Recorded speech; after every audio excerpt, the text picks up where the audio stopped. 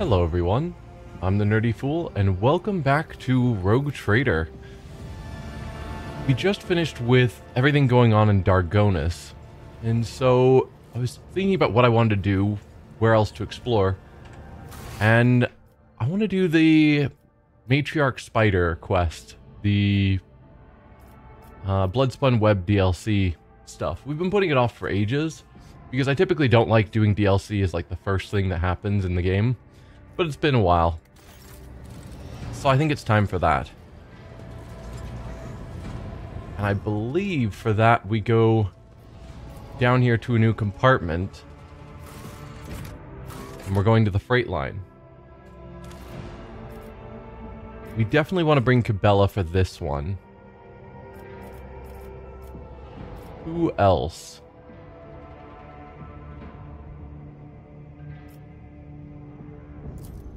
Take Heinrichs out, and we'll bring in Cabela, which unfortunately means I need to level her up. Just one level though, so it's not the end of the world. Level ups can take a while in this game, but I hope it's not going to be too painful.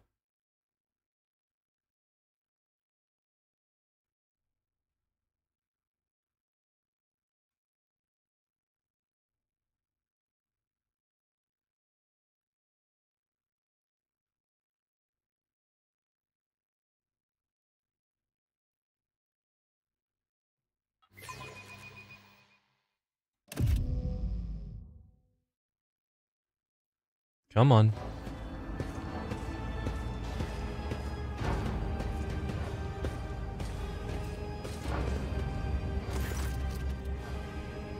Edok Frenzo. I don't think we've seen that name before. A sturdily built man with an augmented jaw stands at attention. The dark circles under his eyes speak to many sleepless nights, but his voice is loud and spirited. Welcome to Freight Hub LD987/A14, Lord Captain. I'm Edok Frenzo, Captain of the Enforcers in the lower deck, Bay LDA-14. The Master-at-Arms has assigned me to be your liaison for the duration of your stay here. Lord Captain, would you like to inspect the control room, or to begin your search for the Temple of the Bloodspun Web? He says the last part with obvious concern. Seems you were prepared for my visit. How did you and Sauerback know I was coming? Do you know how to reach the Temple of the Bloodspun Web? Here to inspect the entire compartment. I'm curious to see how people on the lower decks live. Why I'm here is no business of yours. How did you know I was coming now? The Master-at-Arms ordered us to be on standby after the Bloodspun Web openly invited you to visit their temple. We have been awaiting your arrival every day since then, Lord Captain. Wow, that was weeks or maybe months ago. Good job to you to be ready to go on a moment's notice for that long. Do you know how to reach the Temple of the Bloodspun Web? It's supposed to be like a tricky path that we are supposed to look for signs to slowly follow. So my guess is no. And certainly it would ruin the experience if he could just tell us, yeah, you just go through that corridor. I'm sorry, Lord Captain, I do not. No one knows. The cultists are too adept at hiding and keeping their secrets. And it worries me that you might have to walk around the entire compartment looking for the temple. Why are you worried? Is there a problem with this compartment? The lower decks are not suitable for someone of your status, and it's not just the grime of the crowds of brutish laborers. I suspect that the entrance to the Temple of Death is hidden in some dark corner where you might encounter criminals or contagious outcasts. With the kind of riffraff that dwells there, you might even be attacked. Cassia shivers. Such ghastly places you describe. We are not headed there, are we, Lord Captain? I mean, we might be. He frowns. To put it bluntly, although the Bay performs its functions well, even its more civilized sections are sorely lacking in discipline. I was only assigned recently, so I haven't had time to straighten everything up. Since doing so will require making some serious changes, I'm not inventing excuses, Lord Captain. As the officer in charge, I accept full responsibility for what takes place in this compartment. Being assigned here seems almost like exile. Did you commit an infraction? I hereby offer my assistance, Captain. I shall conduct an inspection and then share my thoughts on how to change this place for the better. Reasonable statement. Not a, I'm going to inspect it and then punish you, but since I'm going to be here anyway, we can work together on getting this place sorted out. I like that one. Rejoice, Frenzo, for the Lord Captain himself has deigned to deal with your problems. Rest assured, I will provide you some crucial guidance once I'm done inspecting the bay. Similar, but more pompous. The situation in the bay does not interest me. I'm here on business, and I have no intention of staying any longer than I need to. Now, I'll offer my assistance. Do I want to ask him about exile first? I'm curious, so I will ask it. Being assigned here seems almost like exile. Did you commit an infraction?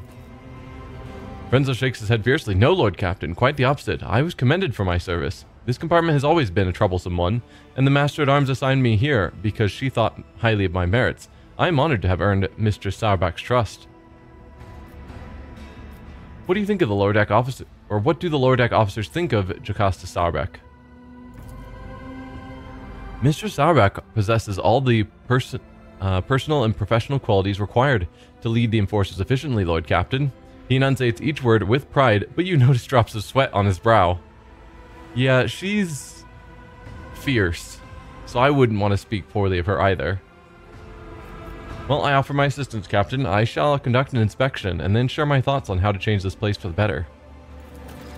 But Frenzo stops himself mid-protest and assumes a more compliant tone. In that case, I urge you to remain vigilant. The freight trains move at great speed, and the inhabitants of the residential units are despicable rabble. One must never drop one's guard around them, and Emperor preserve you from stumbling into the pestilence pit. That's where the madmen and the lepers live. You just have a section here to store madmen and lepers? Okay. Tell me about this station. Hub LD 987/814 connects to the lower decks freight, residential, and artillery bays. Our task is to monitor the flow of the labor force and prevent supply disruptions between bays. Who maintains this hub? Traffic controllers. They're technomats, trained by priests of the machine cult to keep the sacred cogitators in working order and prevent train collisions. The consequences of an accident like that would be easy to imagine, especially if one of the trains was carrying macro cannon ordnance. It's fair. Also employed here are an enforcer squad, a team of inferni, the clerks who keep the cargo records, and a medicae officer. A fine chap whose medicine of choice is a bullet. May the God Emperor forgive him. Medicae officer whose choice medicine is a bullet. Fantastic. Only in 40k. Not every void ship can boast its own railway. That is true. Usually higher class ships are the ones that get trains, but it's far from the greatest thing a rogue trader's warrant can see done. The credit here goes to Lady Theodore's predecessor, on whose orders the Adeptus Mechanicus assisted in birthing the miracle of sacred engineering from the womb of the dynasty's flagship. What's the situation on the lower decks? Most of the locales unload trains and sort provisions. We give maintenance jobs to the more capable ones. The rest are reserve workforce. Whenever crew are lost on a deck, we find replacements from among those rats, and if extra hands are needed anywhere else, there are always more than enough volunteers eager to work for rations. They even queue for jobs. The rabble cause you no problems, I hope? Surely you're joking, Lord Captain. The rabble are base in nature, and mutiny is always on their minds. They steal whatever they think they can get their hands on, and lately they've moved from rations and tinned food to weapons. We confiscate these regularly, of course, and keep the serfs meek and terrified. That's the only way to protect the mindless herd from themselves. Oh, another thing the bastards do on a regular basis is build their shacks in front of service tunnel entrances. That has delayed the arrival of Infernus brigades during several emergencies and caused air and power supply problems in adjacent bays. We burn those saboteurs along with their shacks, but they just keep pressing on regardless. Mutinous rabble, how paranoid of you. To the best of my knowledge, being paranoid is practically a requirement in our line of work. In any case, the rabble are always plotting. Take my word for it. I've learned enough. Always at your service, Lord Captain. The Cult of the Bloodspun Web has a presence in this compartment, does it not? That is correct. The enforcers do not bar them from carrying out their sacred duties. He scowls. As irregular as it is to have armed crew members set up a secret hideout forbidden to the enforcers, and that they can go around dispensing bloody justice. What do you know about the death cultists? Not much, but I'm always trying to learn more given that they like to pay visits to my compartment. Frenzo scratches his head thinking. The spinners honor the Emperor through death. They kill notorious reprobates and heretics. Sometimes they kill righteous folk, then other times even seemingly at random. Their rituals are morbid and their prayers are strange. Anyone not initiated in their rites would struggle to make any sense of them. Do you take issue with the death cultists killing people on your territory? Frenzo avoids looking at Cabela. Fair. I do, Lord Captain, but the cult is authorized to exist on the ship, which means the activities down here are not to be interfered with. I see. The captain grumbles sullenly under his breath. Be steadfast in your duty, Captain Frenzo. The Emperor protects, Lord Captain.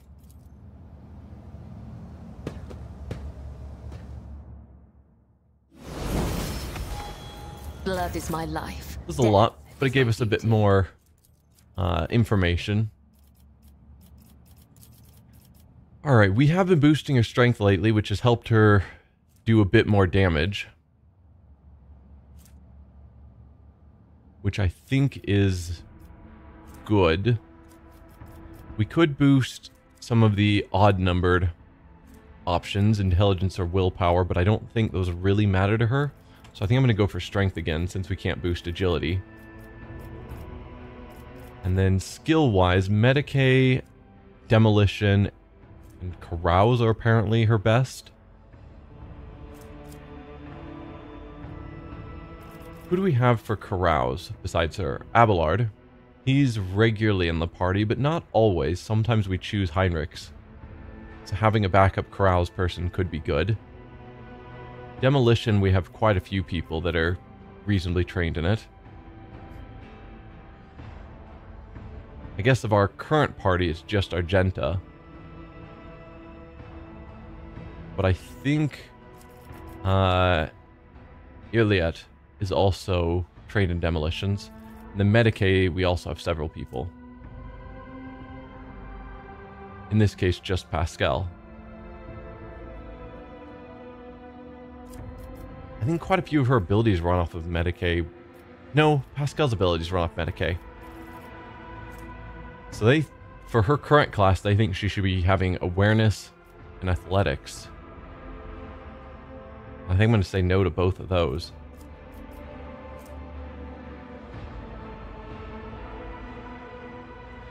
Is she my current best demolitions? No, Argenta is better. This would just get her tied with her. Okay. Because demolitions gets used fairly regularly. So I want to make sure the skills that seem more useful are high. Alright, we'll boost your Medicae then. I'm fine with that.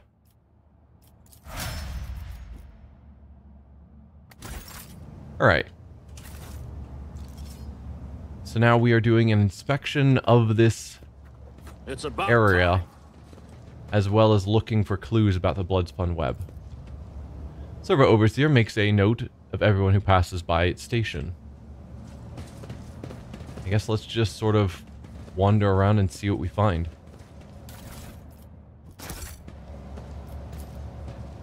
The Technomats are performing a sensing rite on the sacred power transformer, but the machine spirits are running rampant and will not be swayed.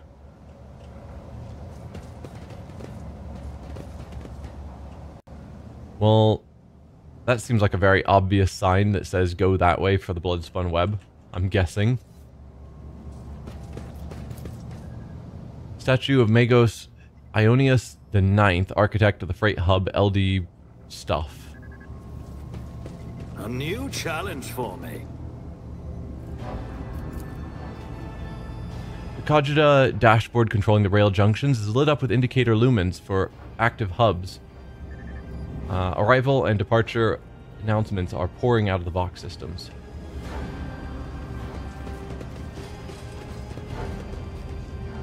Okay, that looks to be everything. We could talk to this guy a bit more, just see if he has anything more to say. He does not. So ready to continue. Is that blood? It can't be. We scrubbed the deck 3 times right before the rogue trader came. Voids, take me. The captain will have our heads.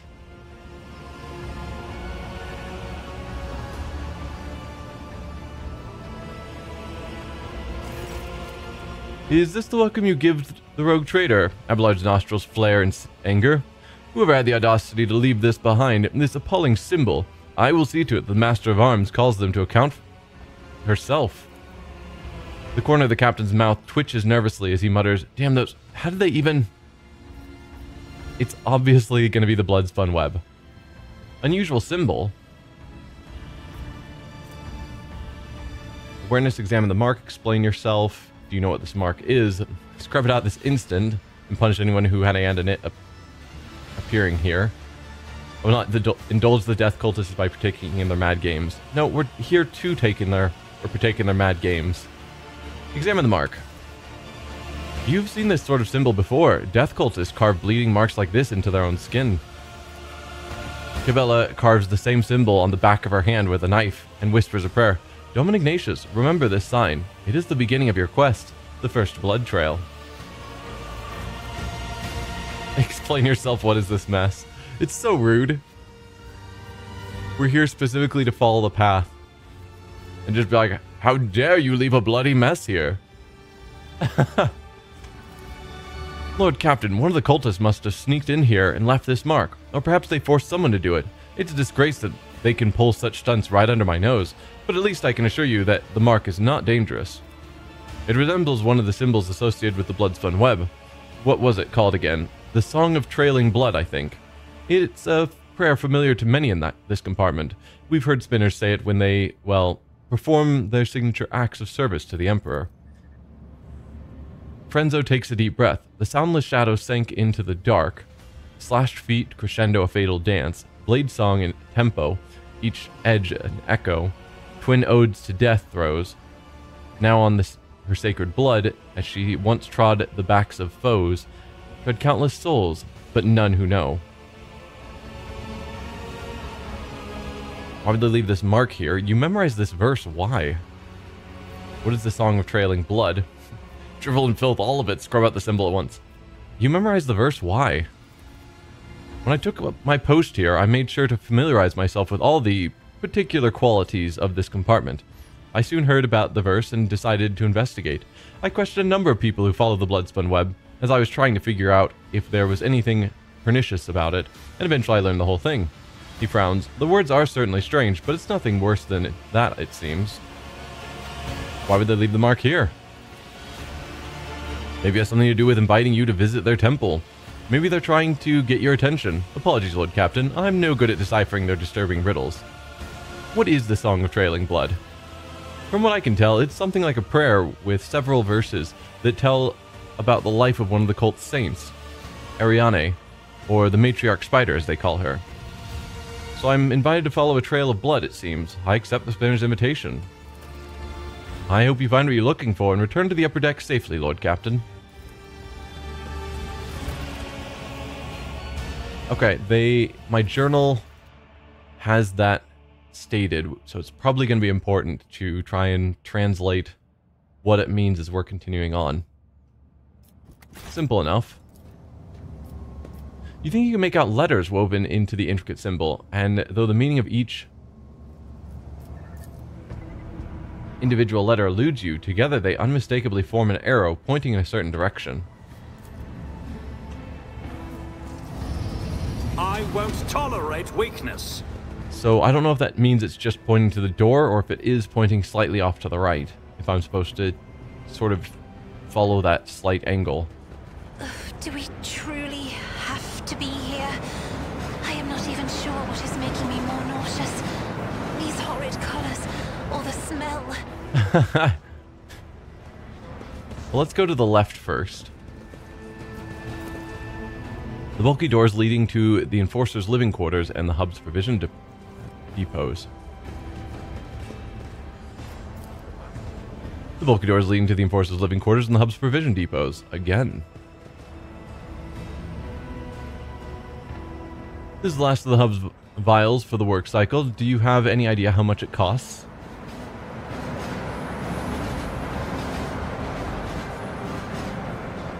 There, 57 ration cards. It's all I've got, I swear. Spent the rest on Rotgut again, I'm guessing. I'm not doing you any more favors. Give up the drink, or get used to life in the pestilence pit. These are enforcers. So you've got an enforcer who is giving away food stamps effectively for alcohol. I hope you get hit by a train.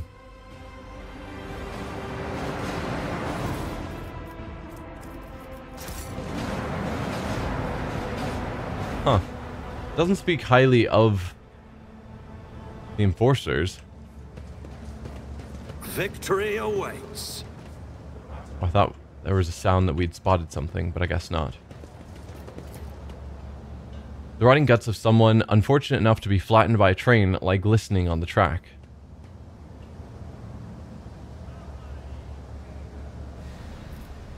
Yeah, gross.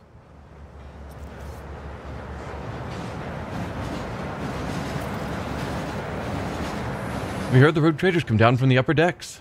Okay, we can see another arrow pointing. It seems like this is not going to be hard to follow the trail. The longer you stare at the mark, the quieter the sounds of the station become. The shadows grow longer and seem to stretch in...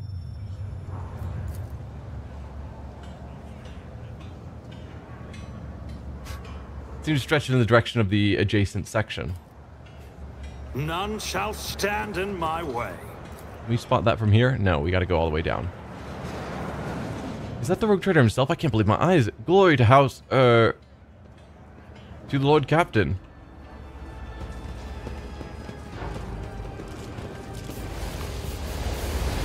Alright, so that's where we need to go.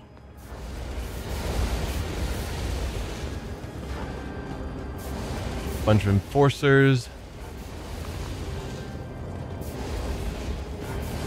Okay, so we could go up there to try and grab these goods. We've got people good in athletics, it's probably fine. The enforcer's like, are you out of your mind? This is a burning building. Unexpected result.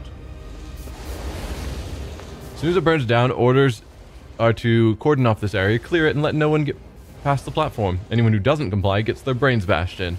They're really going to get it this time at last. Charred scrap of parchment. You can barely make out the crudely scribbled words on the burnt note. Then past the marketplace. Make sure the enforcers you'll ruin the entire operation. On the tracks, you'll find a little gift for. Give it to him and you'll see for yourself. Past the marketplace. Behind the tracks. You'll find a little gift. Okay? And then stacks of ration cards. A greasy stack of cards, each entitling the holder to one portion of rationed protein and a mug of water. We've managed to collect 15. Where does this athletics take us? Experience? Just down. Matters more. Okay. Well, before we go down, which is where it looks like the blood-spun web is taking us, let's go up. I'll lay claim to the stars. Oh, there's a flute player here. Some goods down there. Can we interrupt you? A group of gawkers are crowded around a makeshift stage, watching a strange duo perform. A man with odd-looking goggles, pushed up on his forehead, hands wrapped in worn leather gloves, plays a tune on a handmade flute. Next to him sits a stack of crates, supporting some kind of game board. A scruffy rat is rolling small glass balls around the board. Alright, let's watch the game for a bit. Several workers empty their pockets and start throwing ration cards, bolt nuts, and even a few power panels into the small chest next to the board. The flute player winks at the crowd and switches to a different tune. The rat squeaks excitedly and starts rolling the colorful balls the players have chosen around the maze of tunnels on the board. But not a single one reaches the goal, a hole marked with a red circle. The rat just rolls all the balls off the board into dead ends. Once the first group of players get their hopes dashed and leave empty-handed, new workers immediately take their place. Awareness to watch the rat.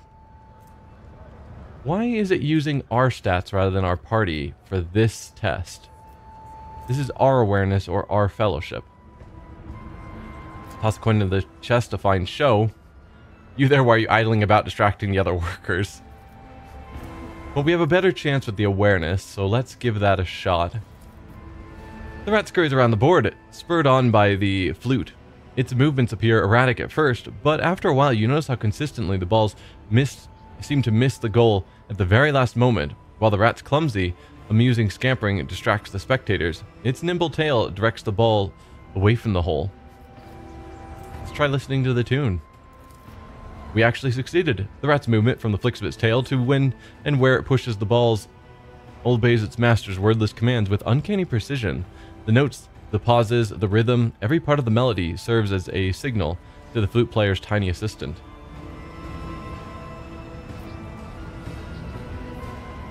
We'll toss a coin into the chest, a fine show. I'm not gonna... I assume if there was something wrong with them all being here, the enforcers would have done something about it. So, a fine show. The crowd, which has been too absorbed in the performance to notice your presence, turns to you, expressions of frightful awe appearing on the workers' faces. Many start whispering prayers. The flute player's clear eyes widen in surprise, then with an open and friendly smile, he says, "Many a grand story of the Lord Captain's generosity is told. I swear on my own flute today, I will add another. To a fortune peddler, the Lord Captain's grace is a gift from fate itself." He applauds you with gratitude, and the workers timidly join in. "Perhaps you would like to trade us some of the captain's fortune of yours, your lordship?" The flute player bows respectfully and gestures at the game board. The crowd buzzes with anticipation. "Who are you?" "I am but one of many." The man gestures broadly at the teeming station. A voice in the crowd, a cog in the mechanism. "His humble servant. Flute player is all they call me, because that's what I am. I make up tunes and give the people a respite after a hard day's work." "This is a curious-looking flute. How did you come by it?" He pats his instrument gently. "My mother loved music. She used to hum beautiful melodies to me, and when she passed away, I carved this flute from her hip bone and learned to play, out of sorrow and respect for her memory." "Play one of the local favorites for me." The flute player smiles mysteriously and brings the flute to his lips. A simple, brisk melody pours out of the instrument. The glum faces of workers and traders soften a little, and the tunnels around you seem less squalid than before. Long after the music has stopped, many continue to whistle the unassuming ditty. "A flute needs no words to sing, but I'm curious to know what story your melody tells." The flute player awkwardly adjusts the goggles on his forehead. The story of a simple man from the lower decks, honest with himself and others. He risks his life to protect the oppressed from those corrupted by power. He takes from the rich and gives to the needy. He helps out without asking anything in return. Nemesis, hero of tales, admired by children and grown folk alike. Nemesis is bad news. We already killed a Nemesis. May good times come for you one day, and then there will be no need for songs about fighting injustice. In the meantime, strive to lift the people's spirits, flute player. By pressing legitimate authority, your vile Nemesis tramples on the creed, and everyone who glorifies him is a criminal. Very true. Very true. A fairy tale indeed, risking oneself for nothing. If such a man existed, he would surely be profiting from your misfortunes in secret. Try and play the people against this Nemesis, rather than just threatening them. Both are good options. Do we go for the threatening option? Or the persuading option? I'll go with the persuading option. Both have over 100% chance to succeed, but I think the friendlier choice is my usual preference. The people look at each other in shock upon hearing this unpalatable fact of life. Their joy evaporates, leaving only bitterness, the bitterness of disappointment. The flute player smiles regretfully. "I think the song just died, but I won't despair. Life always suggests new melodies that people will like." "So are you suggesting we play a game?" The flute player smiles eagerly. "Please bless our little lark with your attention." "Explain the rules, then we can either play fair or cheat." "Explain the rules of this game to me." "It's simple. On this board, you play with fate. Choose a ball and give it to Bolt, my rat. If she rolls your ball into the pocket marked in red, within 3 minutes you win. If she doesn't, you lose. Simple." And he is actively controlling the rat.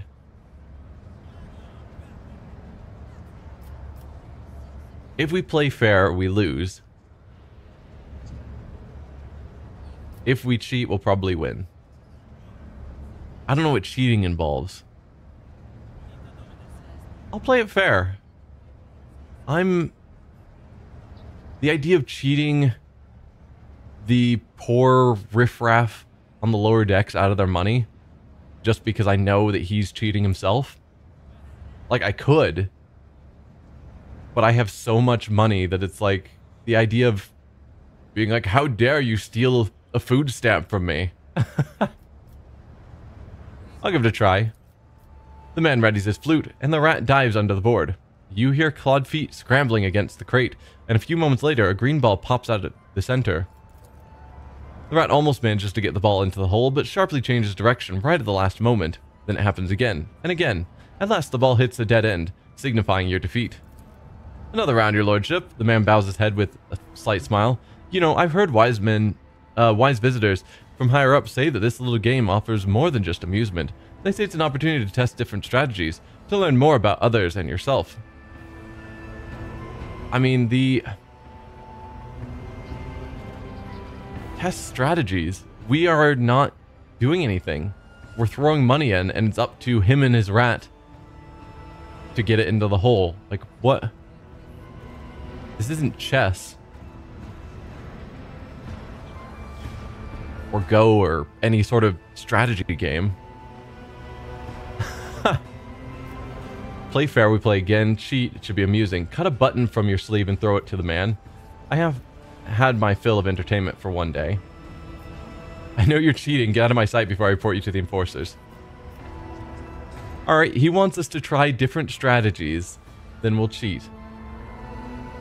I gave him a fair game. He's wanting us to play again and try new strategies. We'll try a different strategy. So be it. This should be amusing. The man readies his flute and the rat dives under the board. You hear clawed feet scrabbling against the crate, and a few moments later, the green ball pops out of the center.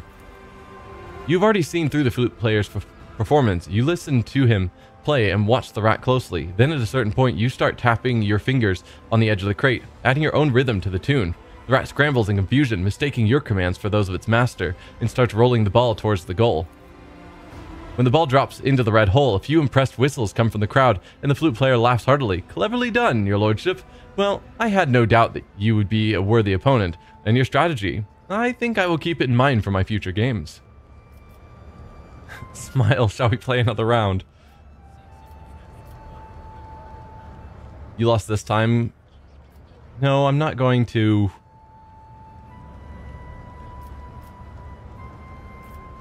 I don't want to end this with threatening enforcers on him. Shall we play another round? I'm sorry, your lordship, but I don't have anything left to play for. He smiles sheepishly as he turns out his torn pockets. I hope you have enjoyed yourself. I certainly won't forget my fateful meeting with the Lord Captain. The flute player clears the board in one deft movement and begins a new tune. Alright. We handled that fairly amicably. Which we could have been super rude about it since he does glorify Nemesite. But it's fine. Nemesite's dead. A group of beggars are rattling their alms mugs and ostentatiously displaying their hunger-sunken bellies and various disfigurements. A toothless man falls to his knees before you. Your lordship, spare a throne for those of us who can't even get the worst jobs. Lost, you wretched paupers. Kill the beggar. I'm sick of you. Toss a stack of ration cards. Let your bellies be full tonight, or ignore the beggars.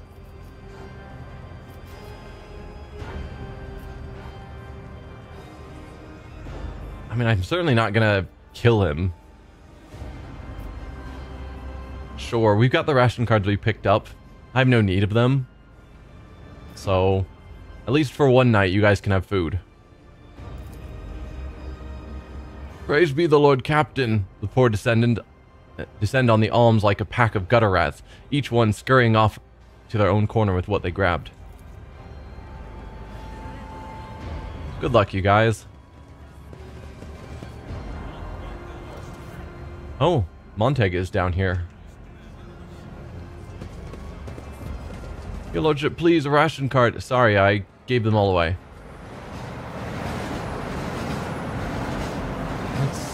head over this way, I suppose.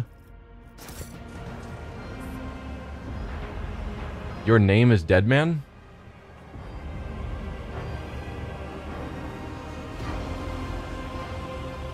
And you're just standing right above the train tracks. Well, that's morbid. Follow my lead. Well, Deadman hasn't jumped yet.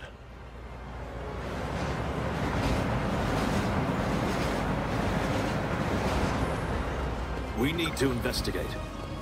Then we shall. Some more ration cards. Fine. Enforcer, greetings, your lordship.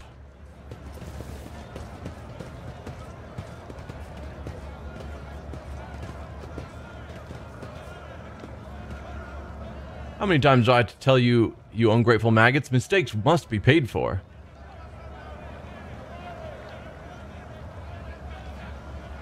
Have mercy, in the throne's name, I beg you.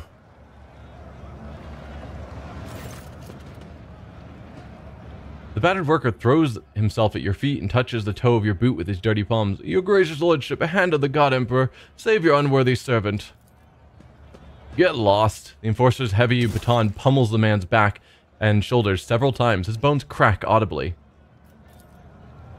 My sincerest apologies, Lord Captain. Your boot. I'll clean it right away. A murmur of discontent breaks out among the gawkers who have gathered around. None of the workers dare come closer, but the anger on their faces is plain to see. Stop the enforcer. I intend to hear this man out. Let the enforcer do his job. Make it quick. I have places to be. Kick the worker out of my way, blasted filth. Or leave. I have no time for this. I intend to hear this man out. Your lordship, I work hard and never even take breaks to rest, and all I earn is 7 ration cards with 15 mouths to feed back home. The enforcers shake me down every shift, just like they do every other honest hard worker who... You have 15 mouths to feed back home? That is an absurd number.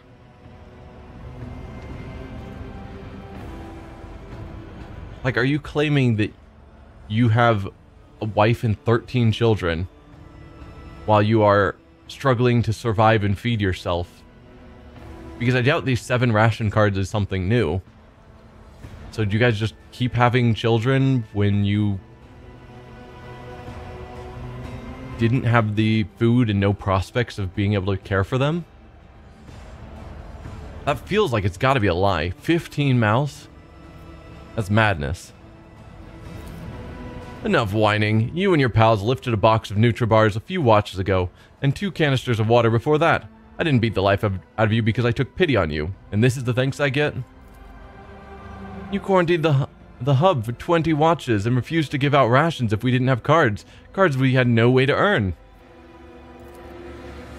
And today you earned 15 cards in a single shift because you do the work of 3 people, right? Or did you take your pals to a dark corner somewhere, do them in, and take their share? I didn't do them in. It was an axe. The worker stops himself, cowers and whimpers. They got their heads bashed in by crates. The dead don't need rations.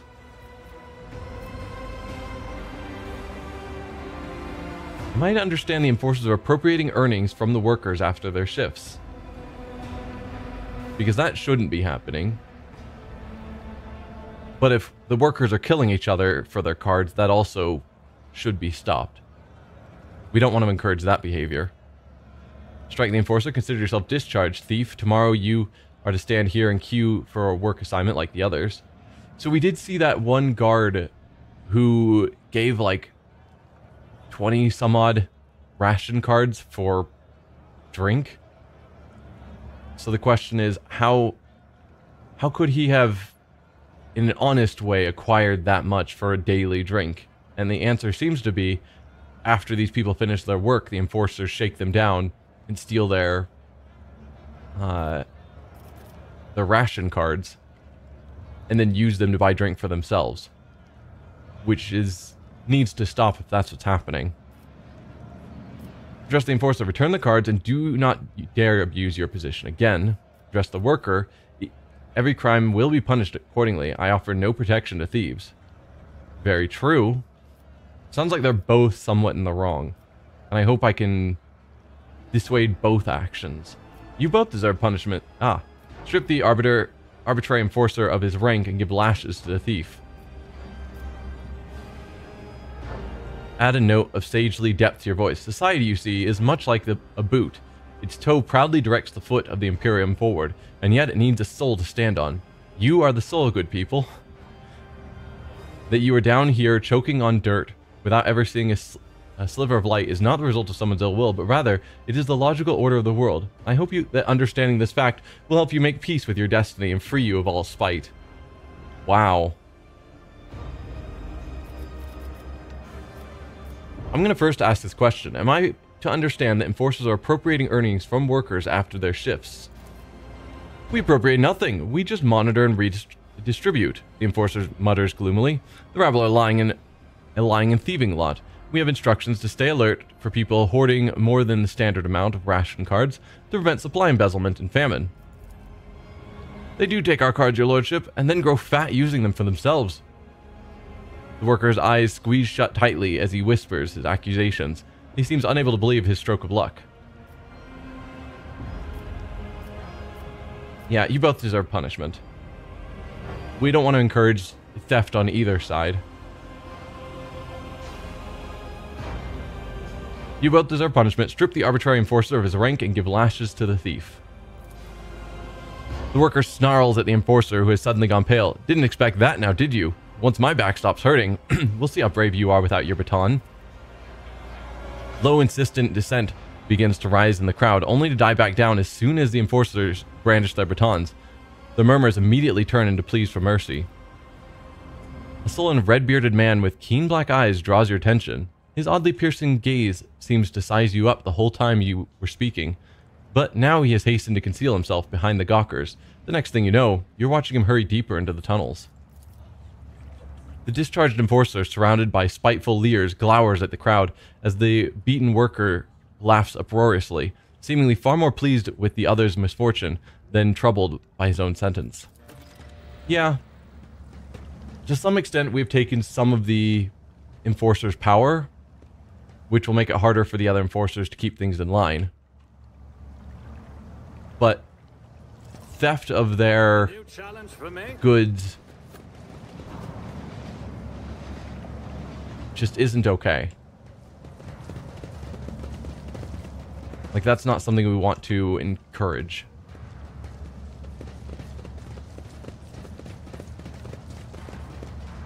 Greetings, your lordship. Alright, let's go this way, I suppose. Nothing's impossible for this old officer. Grab all of these goods. Oh, that was the whole thing. Thought we'd have to loot each thing separately. So we've got a door over here. It's about time. Oh, we have goods here that I missed. I want to grab those.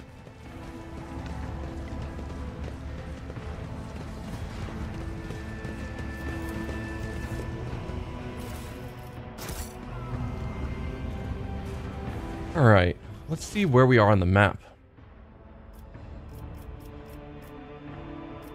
So we're at a door here-ish.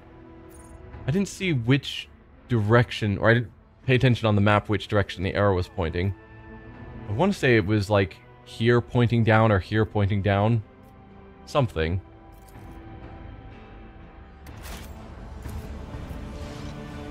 Probably not here, so let's check this out first. This exploratory Victory awaits! is blessed with multifunctionality.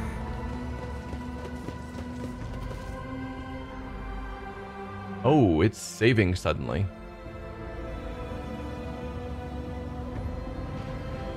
Ah, we found some sort of thief's den. Alright. Out of curiosity, what's our marching formation? Really terrible. We got our two ranged people up front. Or two of our ranged people up front. Alright, Abelard, you are up front with Pascal. Then Cabela, Argenta, myself, and Cassia. I think that's a lot more reasonable. Hello, thieves. Several people are eagerly rummaging through a rack filled with weapons from the Enforcer's arsenal. A big man with a pockmarked face is the first to react to your presence. He attracts the other's attention with a piercing whistle and barks out, "Who are you? There's not supposed to be anyone here." "Ah, it doesn't matter. Identify yourself." Let's first take a closer look at the suspicious individuals. Makeshift armor peeks out from beneath their ragged clothes, and their battered weapons display a patchwork of crude repairs. The group stares longingly at the rack where the good plasteel gleams, restlessly clutching their humble weapons. You notice that the little finger on every person's right hand has been cut off. It is hardly a coincidence. Abelard helped these wretches realize the full extent of their unenviable positions. Basically, again, Abelard announce us. Or I can announce myself. Who I am doesn't matter. What are you doing here? Or just start attacking. Abelard helped these wretches realize the full extent of their unenviable position. Before you stands Lord Captain Ignatius von Valentius, master of the vessel and everything on it, including those goods you are pawing at, with your unwashed hands and your miserable lives as well. The people turn to stare at you in disbelief and exchange heated whispers. The excitement is interrupted by the leader's roar.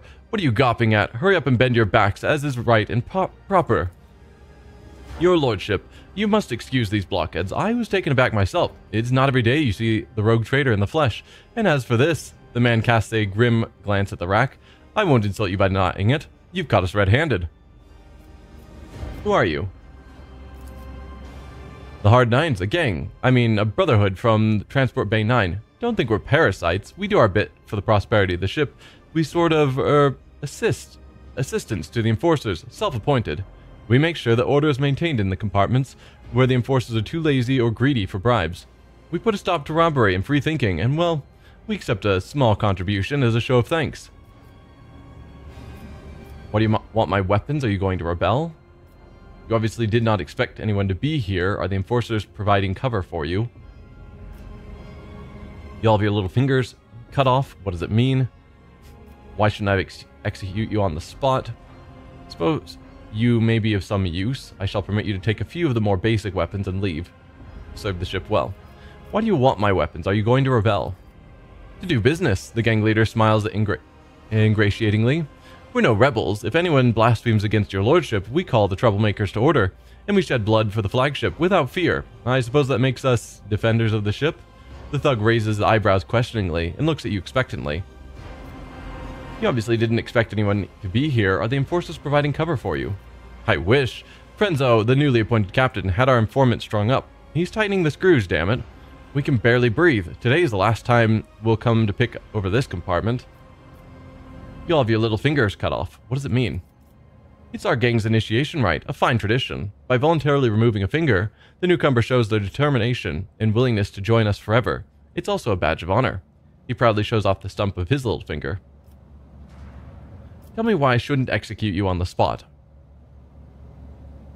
"Because I don't think they're really offering use to the ship as thieves." You could execute us, but who would take our place? Shameless scum who rob and kill to their heart's content. Bastards who accept mutants into their gangs and prey to the archenemy. There have always been outlaws on this ship. You're better off with outlaws like us, who don't go too far and who keep the heretics down."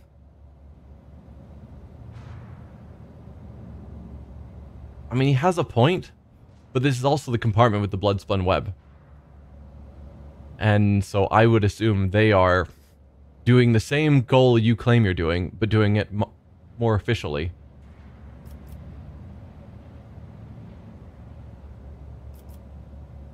I almost wish that there was a third option of, "I'll let you be." Because this one of sort of encouraging them, take a few of the weapons and leave, serve the ship well, feels a bit too accepting. I think I'm just going to attack them. Like, he's got a silver tongue and is good at stating his point, but he knows that they're in the wrong and that they have no official sanction. He's just hoping to get by. And I don't think encouraging a group of criminals, particularly, we know the Enforcers are against their group. So, yeah, I don't think I'm going to accept him. Certainly not arm him better. since that's our only choices. Arm him better or kill him. We're gonna kill him. Criminals on my ship have a single fate, death. The leader spits on the ground in annoyance. What in the void have I been standing here making speeches for? I thought we had ourselves an all-right Lord Captain, but no, he's the straight-laced type. Bring it on then, your lordliness. I won't heed your cries of mercy. Yeah, I was wondering if there was any redeeming quality to you, but doesn't really seem like it. There is not a ton of cover here. I'll put Cassia back there. Ignatius and Argenta can be here. And then our melee people just get forward. Pascal can be practically on top of them. And Bella, we'll throw you there. Call that good. Alright, so our front line, we'll set it here. Seems fine. I'm not accustomed to being ordered around. Our back line for dodge will give to Cassia herself. I am a navigator, not a servitor. And then our rear for the two of you. If I may.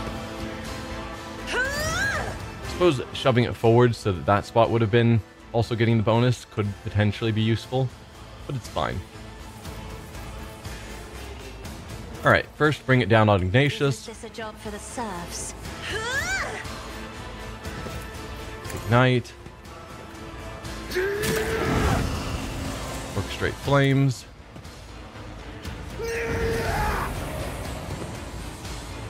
And turn. 3 more points.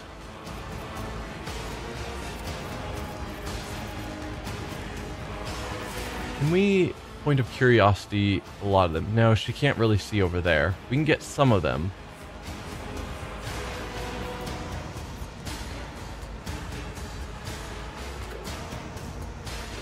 Yeah, that hits a lot of them.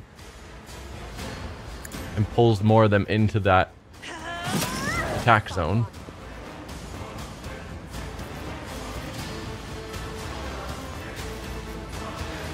So yeah, let's turn this into a kill zone. I'm not accustomed to being ordered around. And then lastly,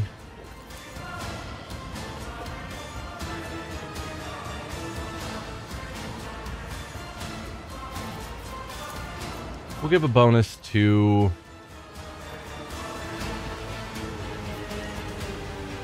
Bella, I suppose. If you insist, Lord Captain. Call that a good end of your turn. Alright, Ignatius actually gets to go next. Oh, dude, if I lined that up. How much health do you guys have? I didn't actually pay attention. Okay, so they're all incredibly weak besides the leader.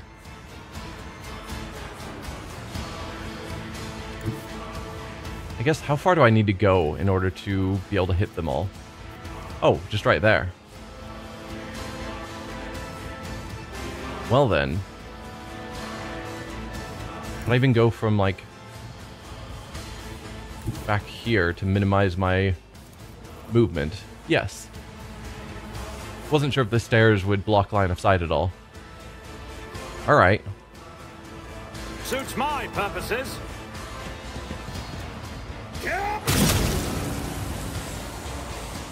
I would give up if I was the rest of the thieves after seeing that. How did you miss all of them? And the leader. Never mind, maybe I wouldn't run away after that. All too easy. Alright, we'll light you on fire. Not a problem for me. Still immune. He's taking 33 damage. What is your deal, man? How are you not taking damage?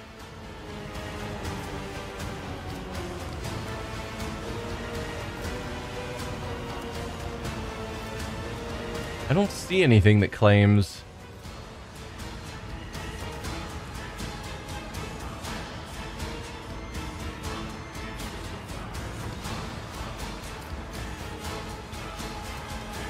don't see anything that seems like it should be immune to all damage. Weird. Alright, you can keep that fire on you.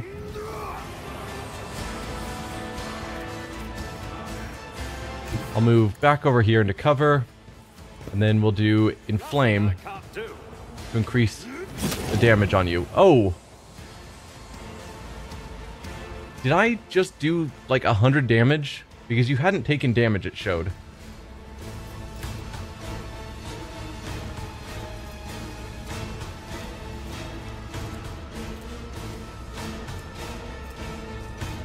Yeah, so we took 7 damage as a critical hit. He took 80 fire damage, and then Cassia used Unknown to deal 22 damage. I'm wondering if that was the kill zone effect, because he took enough damage that kill zone triggered finishing him off. That's crazy. Alright, Cabela.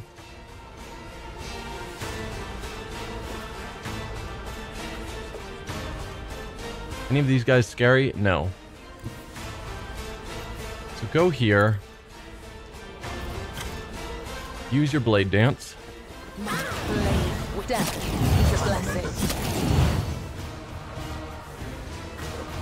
Then let's have you move forward over to here. Do a slice. Brings me no pleasure.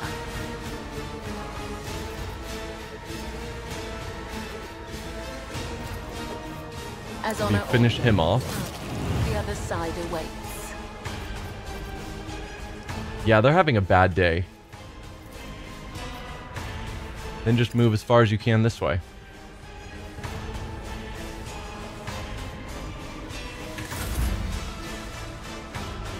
Alright, can you see him? No. And I doubt moving forward you'll have any better vision on him. Might as well try, so you're not just wasting your turn. Still no vision. If we do run and gun, then from here you'll certainly have a shot.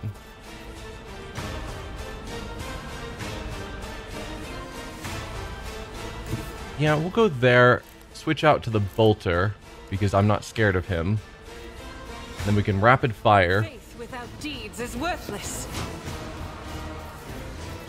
Mark him as prey just because.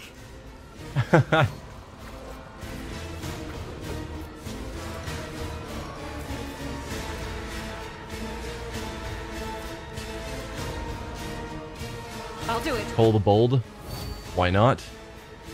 And now shoot him with 8 shots. As the Emperor commands. All those 0 damages. Is a prayer. It's weird to me. I'm not sure what's going on there.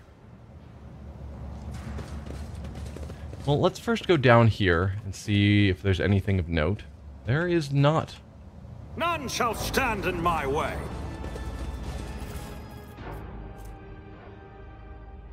Casing chest plate. Heavy armor. It's just not good. Not terribly surprised that the best the thieves have is worse than what we have. Right,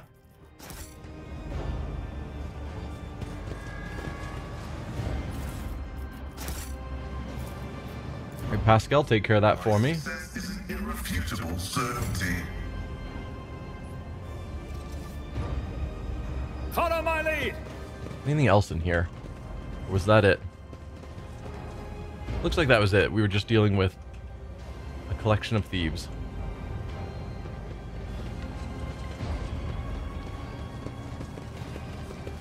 Nowhere further to go down either of these paths, I don't think.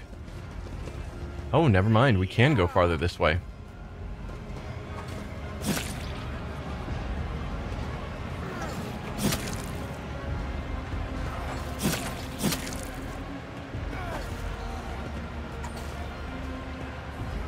Kids have been waiting for you. How was your shift? We worked hard. I helped out a friend with the loading and he gave me some cards. Take them and exchange them for new shoes. Yours are all worn out.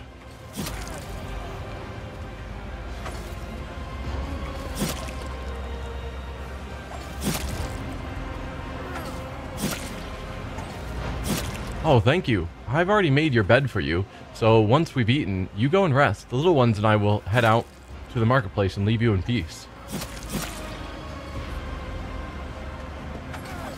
Meanwhile, bloodbath over there. That's a lot of blood spray. Why did the Emperor send me such a wonderful wife?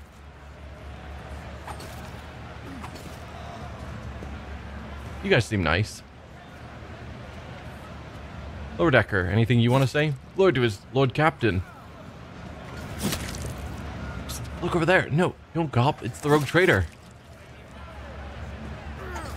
They both say the same. Can't believe my eyes. Sordid goon. Lord to his Lord Captain. So we can't interact with this at all, it seems. Hello, beggar.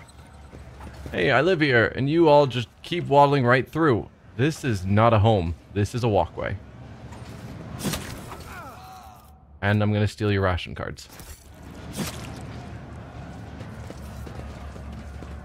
So we can athletics to cross. Oh, nope. Lay claim to the stars. We're not trying to run down there to click on that. We can probably get around, but if not, we can come back to jump there. Well, let's just walk around the normal way. Oh, we didn't look at this yet.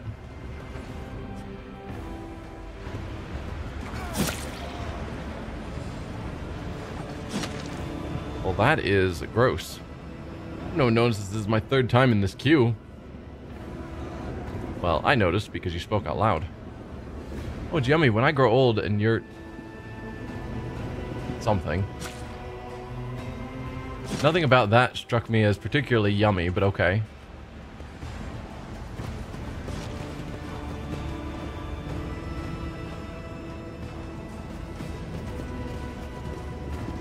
Bat guards.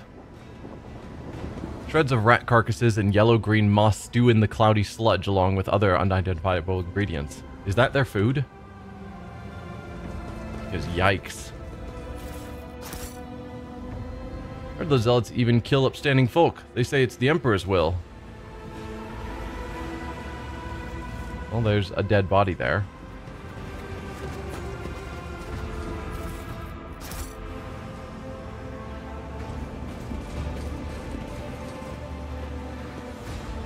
Victory awaits. Wow, this is the first time I've seen a rogue trader up close.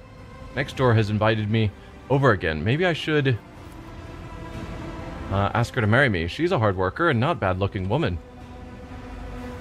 Fortune smiles on us. An ill omen. Oh, got some goods to grab. More ration cards. O Messiah, grant me the wisdom to perceive. We're gonna have a large stack of ration cards by the end of this. How many do we have so far? Not sure what category they go under. Notable. Okay, we're up to 24 ration cards. And that is up here. How do we get up here? Oh, with the ladder. Even in a place as dismal as this, people have managed to set up a small altar at which to pray. It is relatively clean and well kept.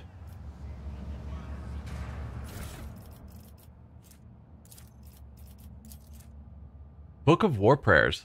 The wearer deals plus 10% more damage to xenos and demons. If the wearer has conviction dogmatic, this bonus is doubled.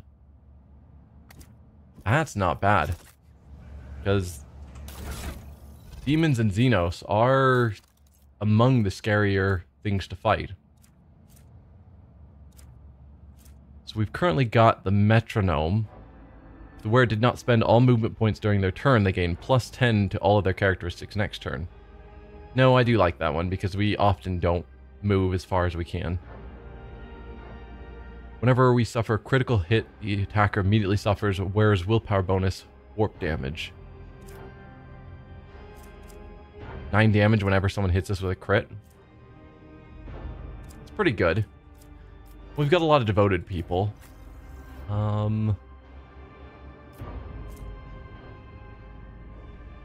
Persuasion, awareness. I like you having both of those. Pascal. Ah, you actually have a slot open. Perfect. So now he'll do more damage to xenos and demons. It's about time. Compared to naval service, that was barely... Do we have a way to get down here? Apparently so. Ah. Okay, we've got a path here. We'll keep an eye out for anything that stands out as interesting.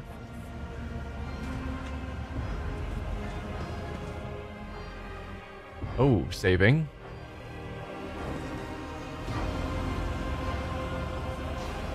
Blindfolded old man. What's your story? What is that?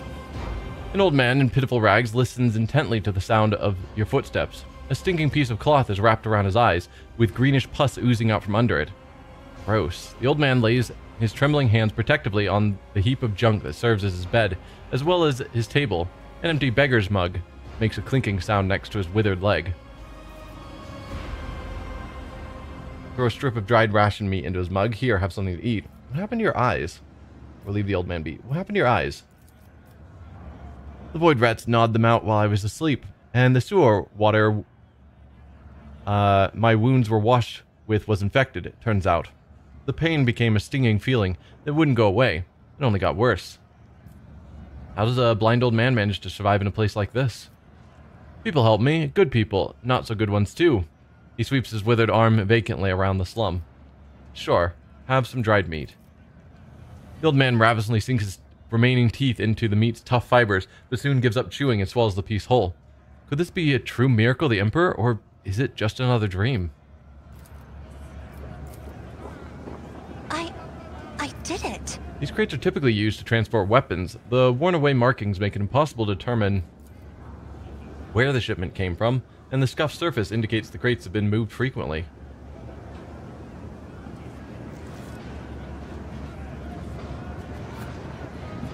Hello, Foreman. The day the Lord Captain wandered into our slum will be remembered in legends. The broad-shouldered man raises a hand in greeting. His old prosthetic creaks plaintively as it takes the weight of his body. The locals and the enforcers call me the Foreman. I have no other name. You might say I'm in charge here, in this hole of a place. You recognize the shaggy red beard and the keen black eyes. This is the man who was watching you during your encounter with the enforcer and the station workers. Ah, so the Foreman was watching as I dealt justice. I saw you near the marketplace. What were you doing there? Watching one of my workers take a beating. I feel sorry for the lad, but there was nothing I could do. The Foreman smiles wryly, showing his yellowed teeth. Almost all of the front ones have been knocked out. I've stuck my neck out in the past, not doing it again. Tell me what life is like for the workers on the lower decks. They toil day in and day out for the glory of the ship. The rest of the time, they do their best to survive, faced with hunger. The more deranged of the enforcers, void leprosy, fires, floods, noxious fumes. The Foreman lists these on his fingers, although he has fewer than nature's average to work with. In a word, it's a decent enough life. If you work, you survive. If you freeload, you also survive if you're clever. Well, and if the God Emperor wills it. What are you cooking in that vat? Believe it or not, this soup is made from mold slime, and technical drain water has been simmering here in the vat for at least 200 years non-stop. See the growth on the walls there? We harvest it, dry it, and use it to season the soup. If we're lucky, the smell attracts a void rat, and someone gets to have meat in their bowl. The Foreman points a finger proudly toward the vat. It's for those who can't even earn a ration card. I feed them in exchange for services or favors. Sometimes it pays off, and sometimes it doesn't. My people keep an eye out for workers trying to eat 2 bowls in one sitting. One is enough to fill your stomach for an entire watch. Some complain about the taste, of course. Ingrates. Iconoclast. We can give the Foreman a pile of ration cards. Hand these out to the people. You'll know who needs them most. It's a reasonable option. Give me some of that soup. Let my servant see that any food is a great blessing. That's a bold choice.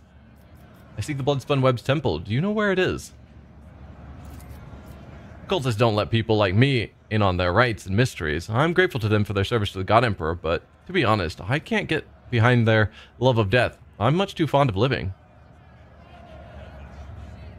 I'll give him the cards, rather than me just handing them out to random beggars I see that I can interact with. He opens and closes his mouth in astonishment. Lord Captain, you've just helped some good families survive. I'll divide the cards among them, and be sure to tell them that it was your lordship who did them this good turn. Oh, this is a terrible idea, but I want to see what it does. So give me some of that soup. Let my servant see that any food is a great blessing. I don't think that's a good idea. Mulled slime is something of an acquired taste. Takes 2 years, maybe 3, for your stomach to get used to it. Lord Captain, you must be joking, surely. Fine. Part of me was interested, but having multiple people are just like, it's kind of not healthy. Like, it takes a while for the body to get used to it. Like, if it was just the flavor, it's like, okay, I'm a psyker, I've dealt with poor conditions. Went through the Black Ship for a while. The sanctification on, or the sanctioning on Terra was probably terrible. It's like, I've probably been through bad times. I think I chose the, I think I chose a guardsman sort of background, at least based on my portrait. I think that's what I chose. So it's like, maybe he would have been cool with it. But if it's actually harmful to your stomach until your body gets adjusted to it, not just to your taste buds, I'll follow advice and not take that risk. The form breathes a sigh of relief. The last thing we need is to poison the Lord Captain, Emperor forbid. Yeah. It's a fun idea, but you're probably smart, and I shouldn't. Bunch of vat guards. The food vat is protected from the vicious, hungry crowd by equally vicious thugs wielding makeshift weapons. None shall stand in my way. Alright, so we could continue down that way. Let's see what these goods are. More stacks of ration cards. So, did we give him all the cards we had? No, we just gave him a stack. So we still have an absurd number of ration cards that I'm just never going to need. Lush yellow-green moss covers the walls of the slums, seeming to especially favor the warm, moist pipes. Judging by the marks, the people here regularly shear off the moss only for it to grow back again.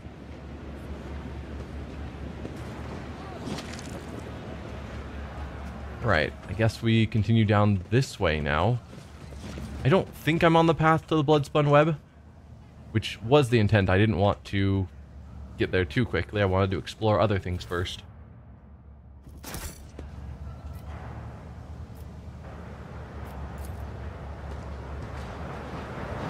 The consequences of a terrible crash on monorail LD 987 half a century ago still affecting the efficiency of this stretch of the railway.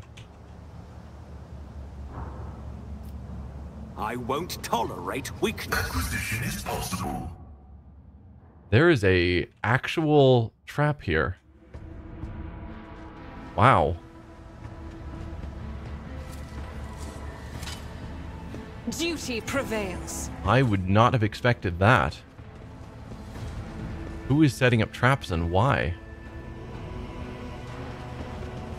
Oh, goods.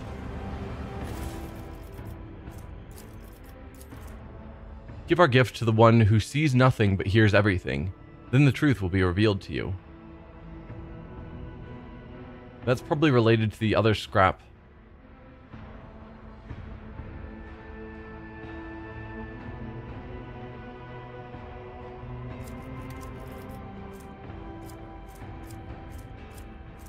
It's not really anything here besides the note.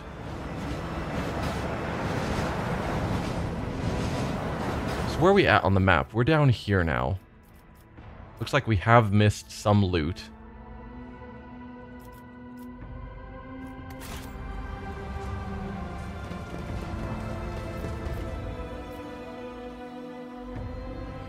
More saving. The stench of decaying bodies creeps into your throat and lungs, forming a sticky film lining your airways. Gross. Victory awaits!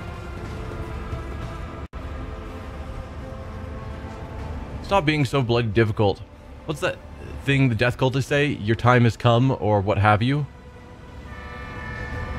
Are they gonna kill this guy? No, please, what did I do? Talk about being everywhere at once. How about we take this stuff to the marketplace? We'll get to eat soup tonight. Yeah, your guys are dead. Give me a moment to walk over there and deal with you. Just watched you murder a man. The specimens before you must be the repellent inhabitants in the compartment. They are covered in sores and bald patches glistening with pus, and the stench of unwashed bodies brings a tear to your eye. One of them glowers at you and grunts. What you want? For what crime did you kill this man? Lord Captain of this ship, on your knees, insolent scum. What are you, mutants? Invalids? The ship will be a little cleaner without you. For what crime did you kill this man? Grinning, the leader spits out, for the crime of wealth. That dead bastard had rations and fuel cells. We'll trade them for porridge. Lord Captain of this ship, on your knees, insolent scum. The outcasts look at one another and burst into hoarse gurgling cackles. Lord Captain in our shithole, and I'm St. Drusus, and here's my regalia. The man exposes an armpit riddled with boils. Cassia lets out a faint sigh, hastily covering her face with her hands. Gracious Emperor, why are we talking to these horrible people? To judge them for their crimes. Abelard attentively holds out a snow-white handkerchief to her. I fear, Lady Cassia, that these and many other questions will be left unanswered. Argenta towers over the freak, looking immaculate and unaffected. Even meeting wretches and heretics such as this brings me joy. Wiping out even a drop of corruption is still a worthy deed. You detect a note of hysteria in the vagrant's laughter. The fingers of many are convulsively trembling, and there's something in the fearful way they look at you, an indifference to death, too strange and unnatural.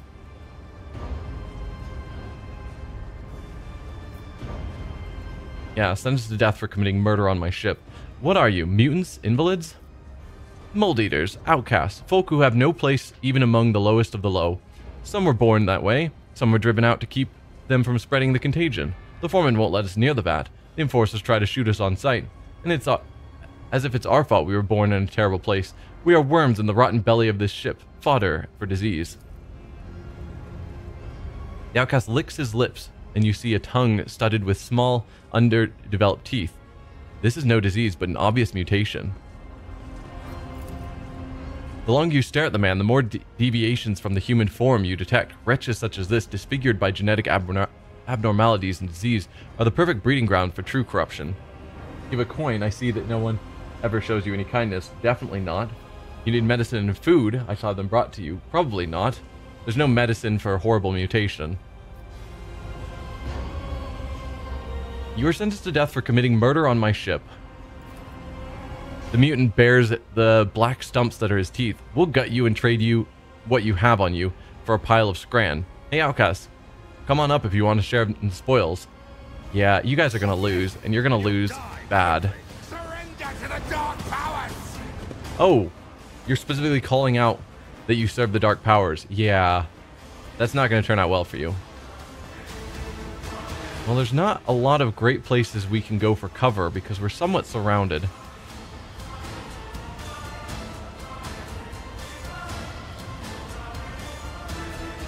Just go there, I suppose. Ignatius. I don't know. Stand somewhere. It's fine. Let's see. Abelard, where can you get to? Maybe I'll have you deal with these guys. Bella, you can deal with these guys. Pascal. Have you deal with these guys. Just not worried. This is going to be a really quick fight. Argenta, you can just be up here to deal with him. Maybe work on some of them.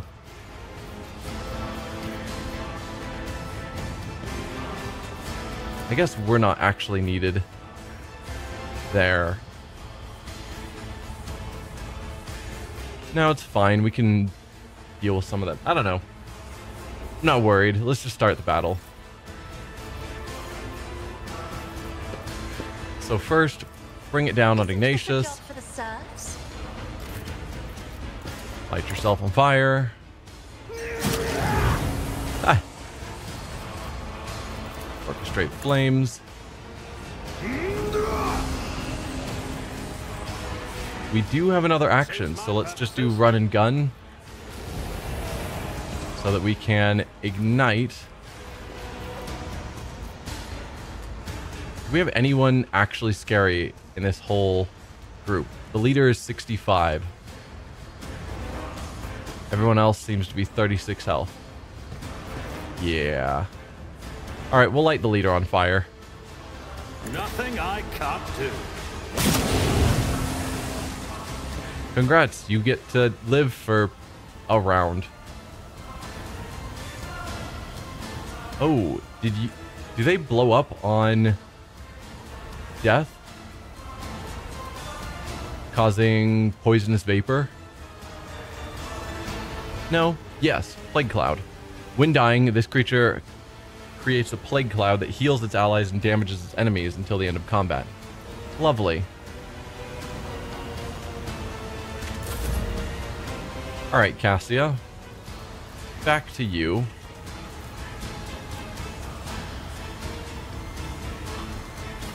I don't know.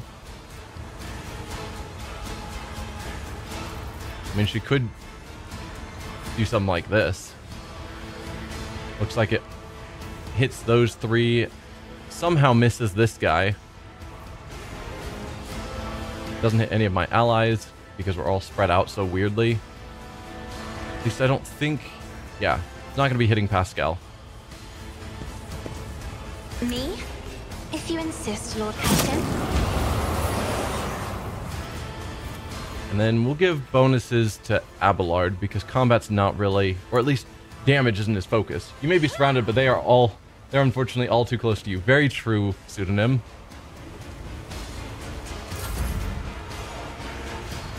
Alright, Outcast, it's your turn. Death to non-believers. Yeah, go for it. I serve the ruinous powers. Chaos guides me.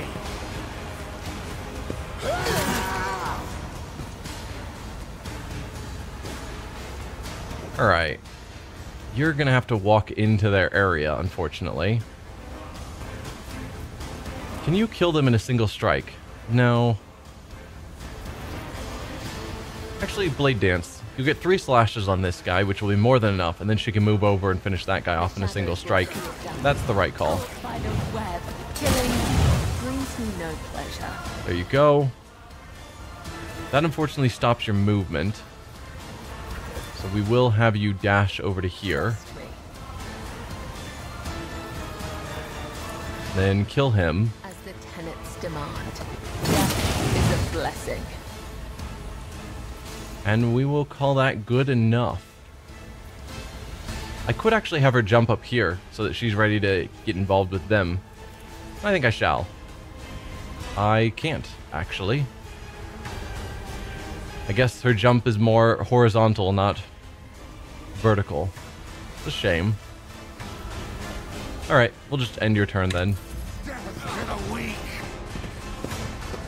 Yeah, just crowd around Pascal. Go for it.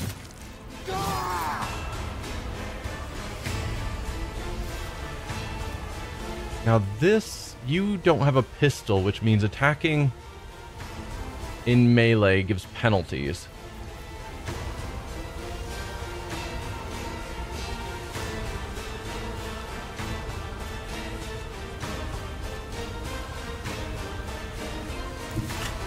Let's have you pull back, take the attack. Be the fire in my heart. And then we could have you shoot this way with your bolter and see what happens. Or I could go for the sniper rifle. Go for the over-penetration to get it through him into them, which I am favoring.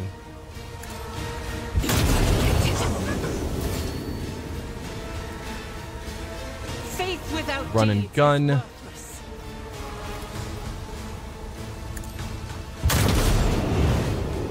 Keep missing the people behind. It's a shame.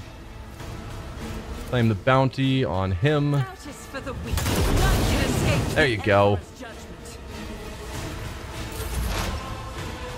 Alright, Pascal. Have fun. Scriptural prophecy and observatorization denied.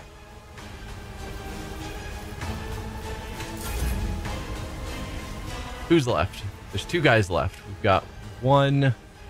Oh, these two. And you can see both. Suits my purposes. You don't stand a chance. Did you just kill both? Where are you? Oh. No, these are groups. Never mind. Okay, well you can probably still see this group. All too easy. Opposing me was your biggest mistake. We'll use that, which will allow us to run and gun again, Nothing I can't do. which will allow us to inflame again. Already done. Nothing of value has been lost. Alright, we have dealt with the mutants on my ship. At least some of them. Relished anguish. At the end of the wearer's turn, they gain temporary wounds equal to the amount of collision damage inflicted by the wearer this turn. What is collision damage? Oh, pushes and collisions. He had a kick ability, so... yeah, not really useful for any of us. Because I don't have anyone that pushes targets around.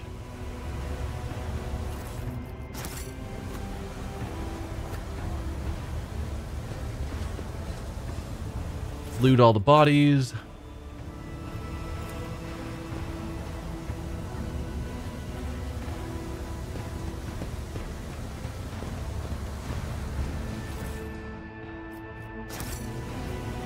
Yeah, definitely not a hard fight.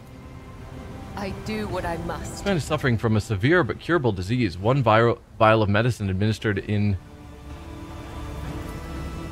the early stages would have saved him. Yeah, but they weren't going to waste space on, or waste resources on these guys. Lord Captain, this is where the sick and broken are herded to die of their various diseases. Don't touch anything. No one finds the courage to approach the bodies of these outcasts, the rotting flesh and cartilage bearing the marks of void disease.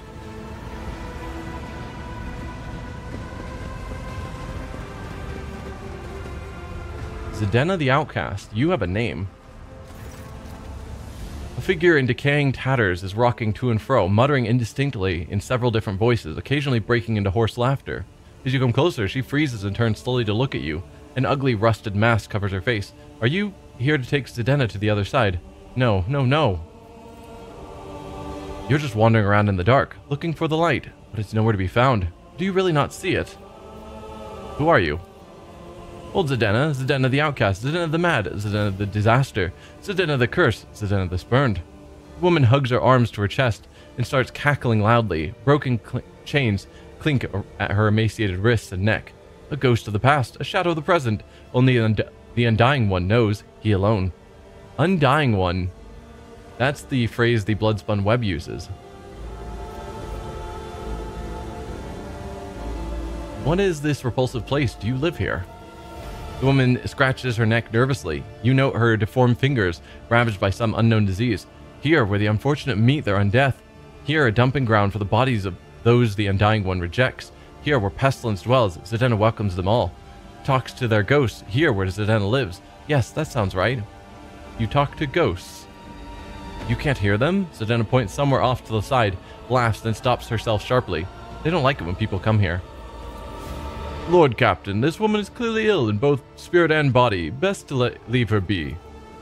Her colors are all mixed, smudged, poised to reveal a pure shade of madness, and yet scarlet threads separate these trembling patches, preventing her from losing herself. Why are you wearing chains and a mask? You haven't escaped from the enforcers, have you? Ah, these gifts they are. The chains clink to announce Zedena's approach, for others to hear. She slides her disease-darkened palms down the rough, rusted metal of her mask. They hide, fearful of becoming like Zedena, afraid of losing face. Ha ha ha. The outcast woman turns away and starts talking to someone only her eyes can see.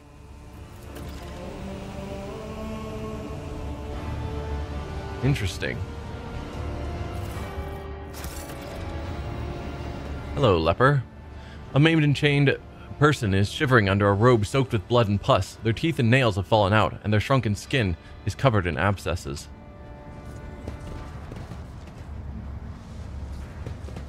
This ocular implant was a worthwhile investment. Oh, we've got another trap. Nothing escapes my Lots sight. of traps. And something scratched into the wall there. Still, disarm that trap. Never doubt. Then this one. The Emperor favors me today. Spinner of blood webs. I'm no heretic, and yet I'm begging you for death. Can't you make an exception for a tormented soul? The undying Emperor has whispered his will. Your soul is now given unto him. So this leper was asking to die. And the Emperor, I guess, heard the prayer and sent a death cultist.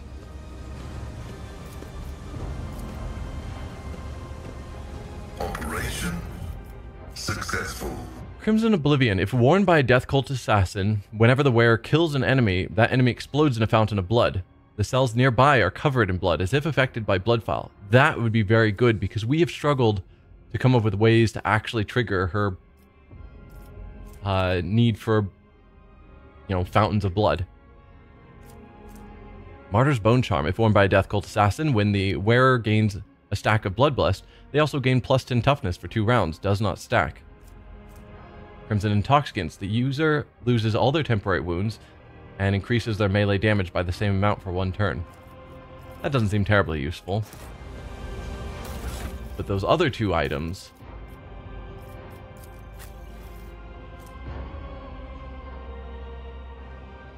yeah, you get that. And what do you have?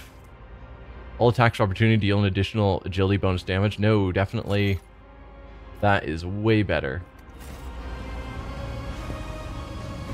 That should actually make her class usable. I'll lay claim to the stars.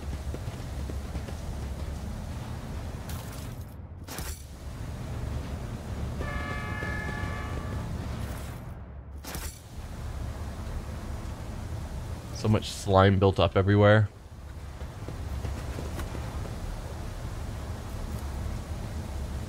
The mold is dotted with glandular tendrils of the ooze slime. Sick people who are still alive but can no longer walk are the mold's favorite choice of host to grow on and suck the last of life's juices from. None shall stand in my way. Okay, this is... we were up here before, so this is a way to get back up quickly. Convenient. Alright, we've been here. We already looted down this area, so I think we are ready to repair the controls and go back up. This explorator is blessed with multifunctionality. So we've got a couple of spots to loot, and then we need to go back to where we saw the last blood marking and follow it.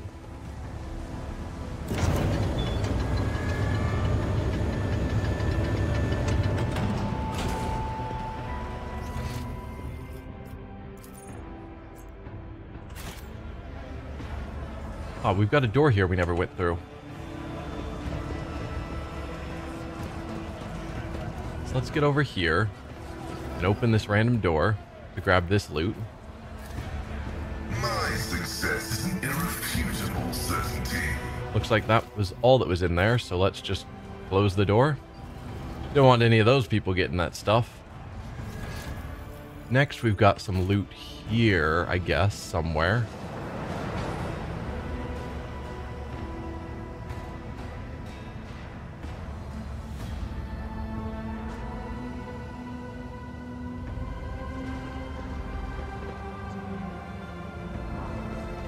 Somewhere in this area.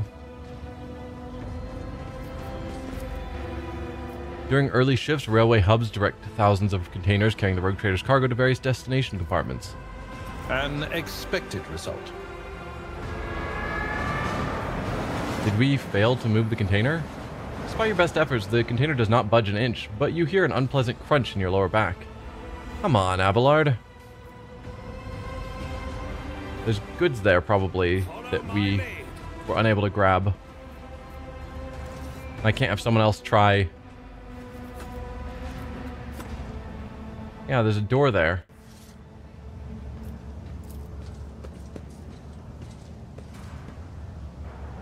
Abelard. Come on. Wait. We have a suspicious rash? Oh, that's awkward. Well, once we get out of this area, it'll heal itself up.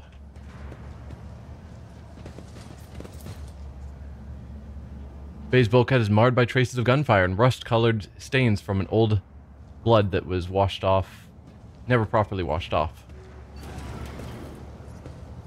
It's about time. Okay. Nothing there of interest. I don't think I've been down in this area before. At least it's not looking familiar.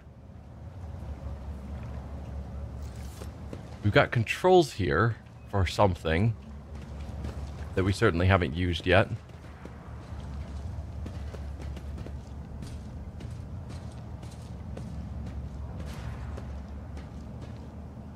Let's toss down a save. It's probably standard puzzle. Oh, that's probably what it is we're supposed to move this crane over to there to pick it up and allow us to get over. So I'm guessing this is side to side. Then we push it forward. Then down. Yeah. So trying to move it by hand obviously doesn't work. No, that...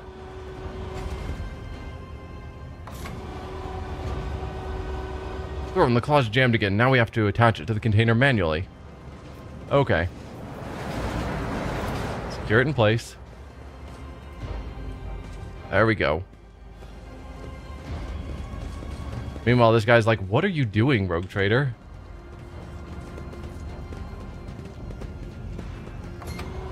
There we go. Alright, then I'm not terribly upset, Abelard, that you failed that check. Someone's been sketching a hasty portrait of a worker with a red scarf over his face. The artwork still reeks of chemical pigment. Judging by the layer of flaked off paint, it has been removed several times already. Hello, laborer. What you doing? Ah, who are you? No, shh, don't make noise. They shot everyone. Please, don't tell them.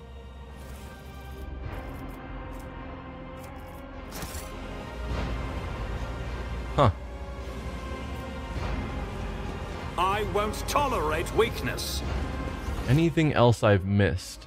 Doesn't look like it. So now we need to go back and figure out where we lost the trail, because we've explored everywhere. I think it was like up here somewhere-ish. Yeah, we came in. We went left. But I want to say, here. Point us this way. And then that got us here, and then it was pointing this way.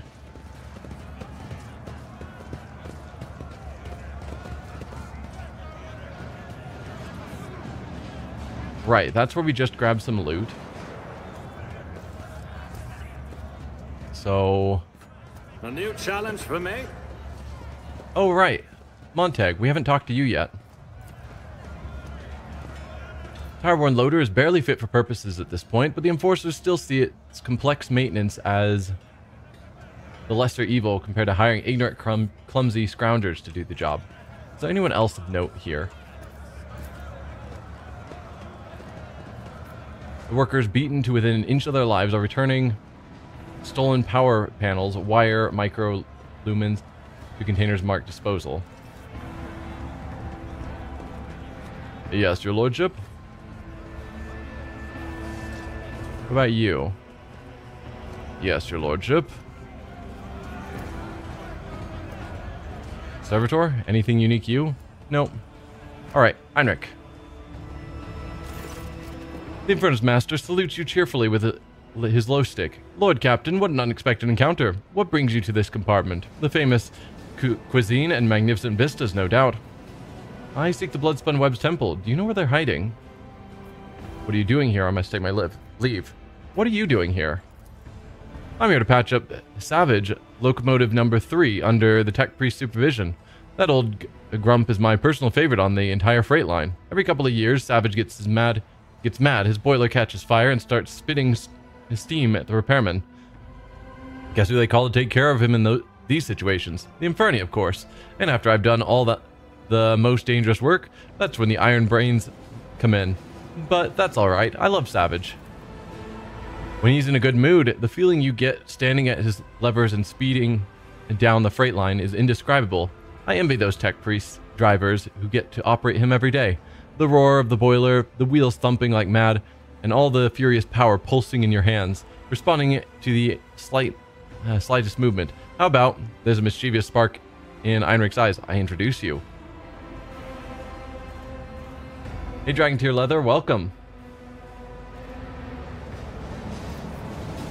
Is it safe? I can't turn down an offer like that. I think I'll decline or I must take my leave. Is it safe? Oh, I refuse to believe Savage would dare scald the Lord Captain. He definitely should not. Well, then I can't turn down an offer like that.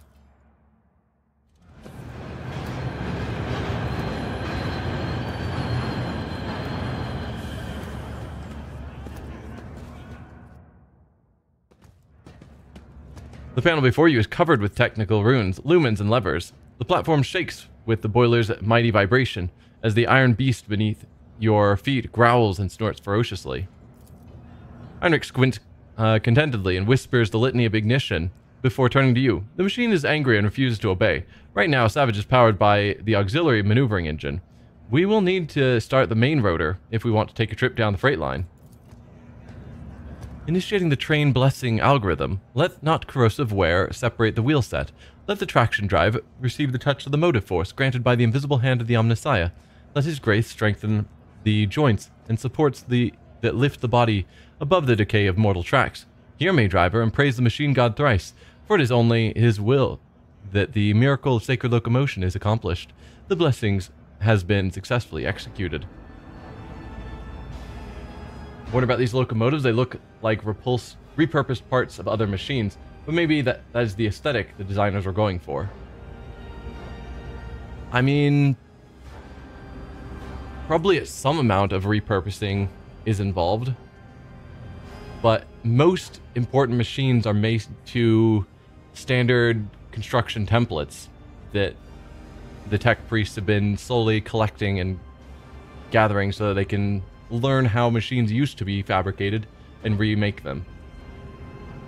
So, standard template construct, maybe that's the word? I forget.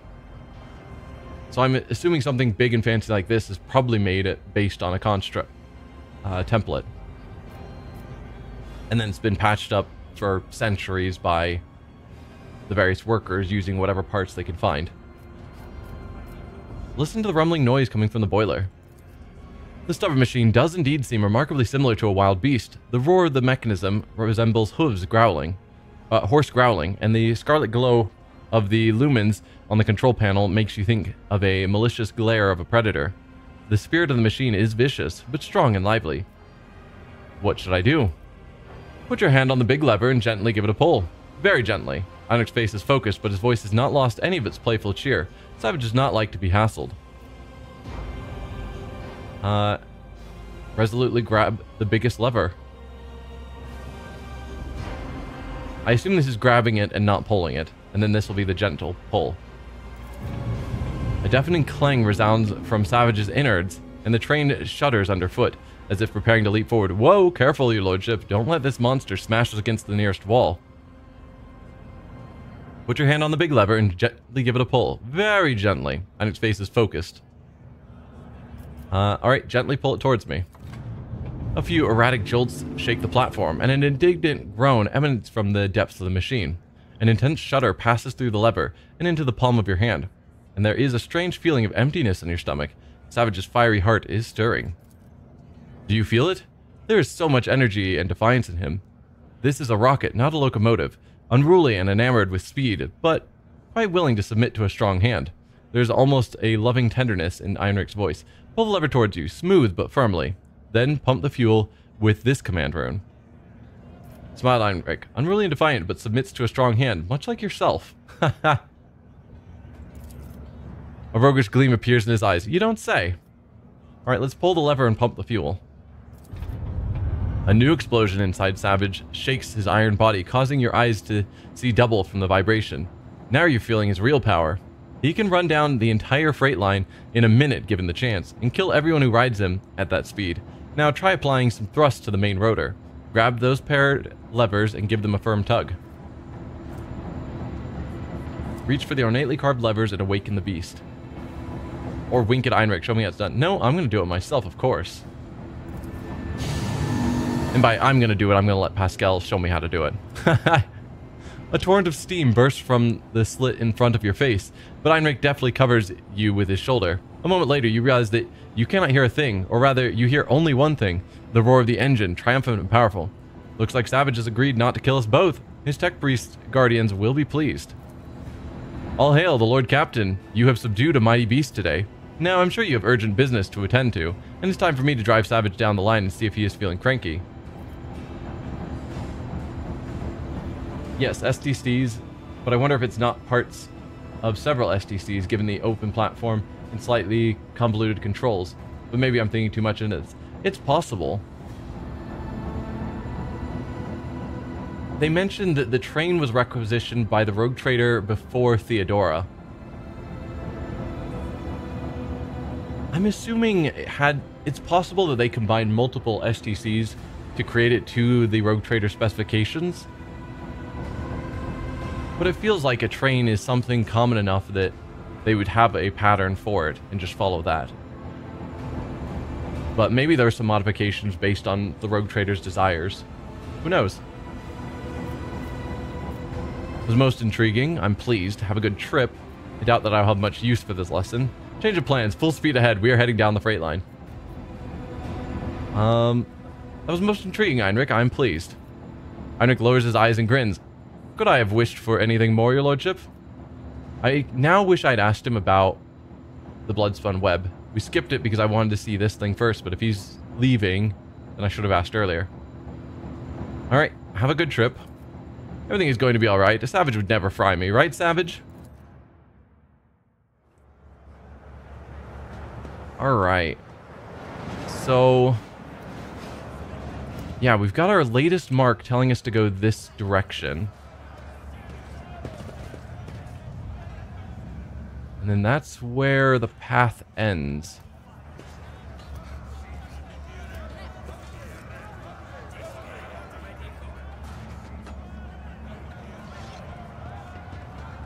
We can't go... None shall stand in my way. Let's see.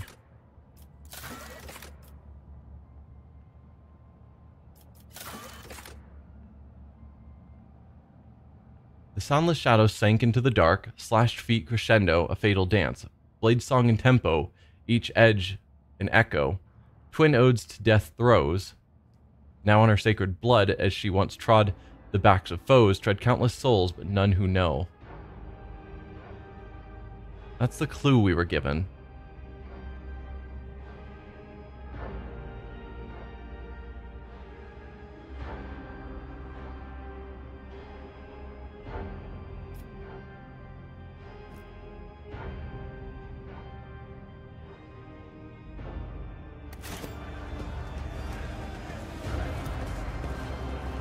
I don't know. It's clear that it's pointing me in this direction.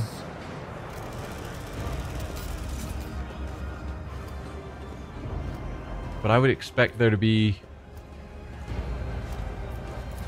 some indication of where to go from here. We followed this path. It came over here, led us here, and it's pointing this way. Did we forget to examine this one? Maybe. Apparently. Oh, there is a guy here asking for mercy when we tried to click on this. Mercy, please save me. The young man gasped for air through burnt lips, slipping in and out of delirium.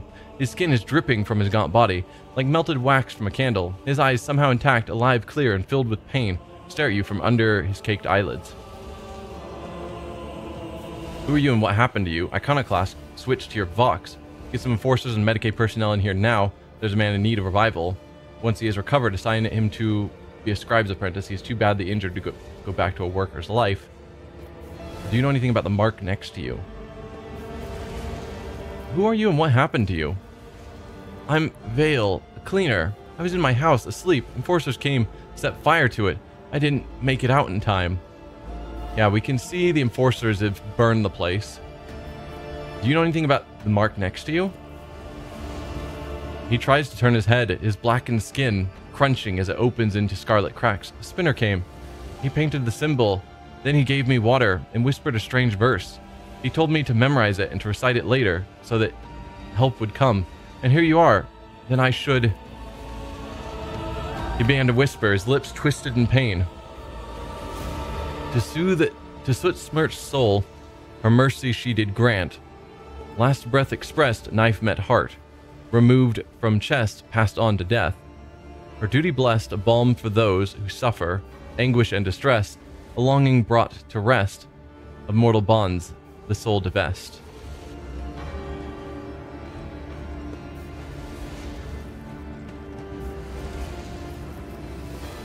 Assess the man's chance of survival. Yes. He might survive, but he will be maimed for life. Too much of his muscle has been charred down to the bone. Even if he does retain some ability to move, pain will be his constant companion. His motor skills have been damaged beyond repair. A broken man or a corpse. Time will soon tell. There are times when death is more merciful than life of perpetual agony. The chances of this unit surviving are slim. Functional usefulness in the event of stabilization of vital processes is minimal. Disposal is recommended. Heretical leave. All of us must face our fated outcome. We'll end the man's life. I grant you a merciful death. This feels sad, but it's what it is. We could get him some survival as a long, pained life. But we'll go the dogmatic. It sounds like the Bloodspun cult wanted him to be put out of his misery as well. You know, offering him mercy. So, yeah. I'll grant you a merciful death. No, mercy! Horror flashes in the man's eyes once he sees your calm expression. He lets go of the fear and bows his head in resignation. So be it. I can't take this pain anymore. I'd rather die.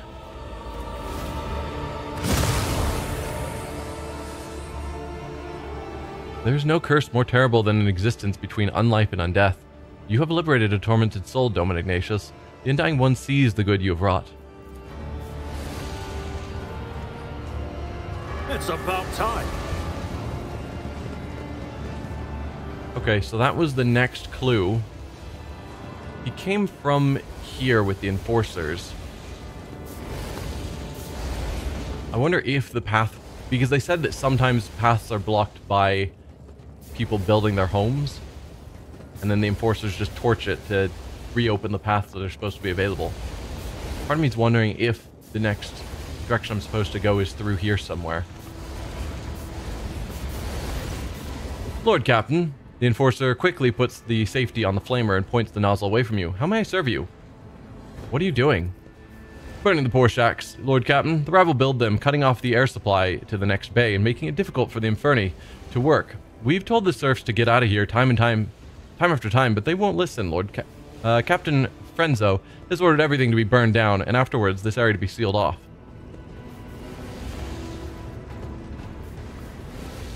Stop the burning immediately.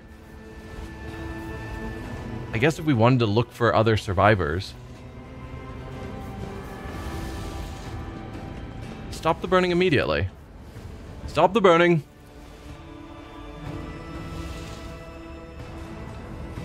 Okay, that just gets them to stop. It doesn't allow us through. We can see a door there. We've already been up top. Is there anything else new since then and since they just pulled out? For this old officer. No. Compared to naval service, that was barely a challenge. Nope. Nothing we can do with that.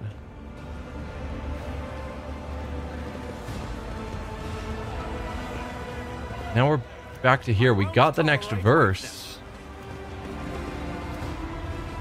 No idea what to do with it.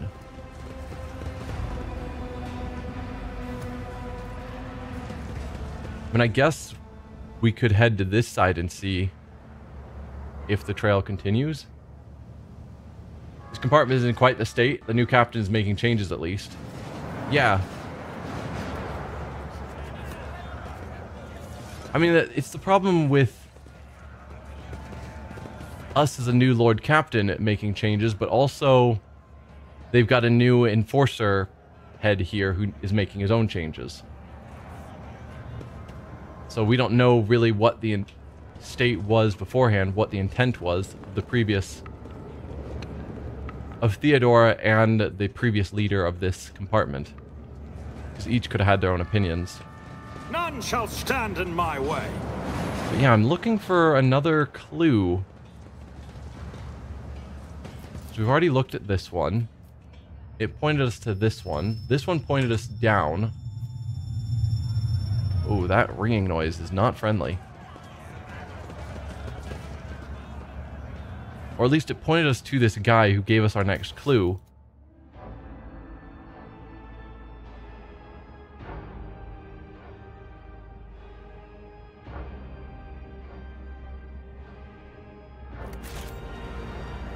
You met Frenzo? I think he was an enforcer captain. Yeah, I don't know exactly what his role is. He heads the enforcers in this area. So enforcer captain seems reasonable.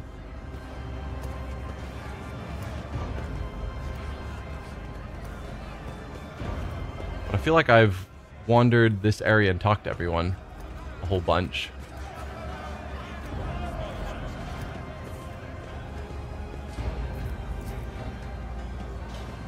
So if there's something I'm supposed to see here, I'm not seeing it. A new challenge for me. There wasn't anything up there. Doesn't look like there's anything I can do over here. Now that we've removed the burning.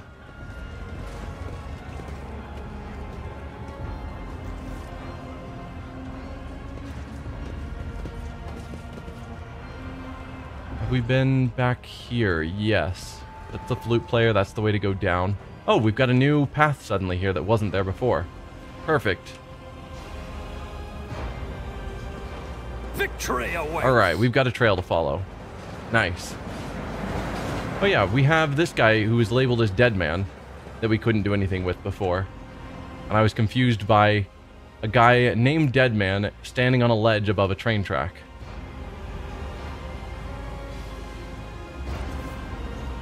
Alright, we will talk to Dead Man now.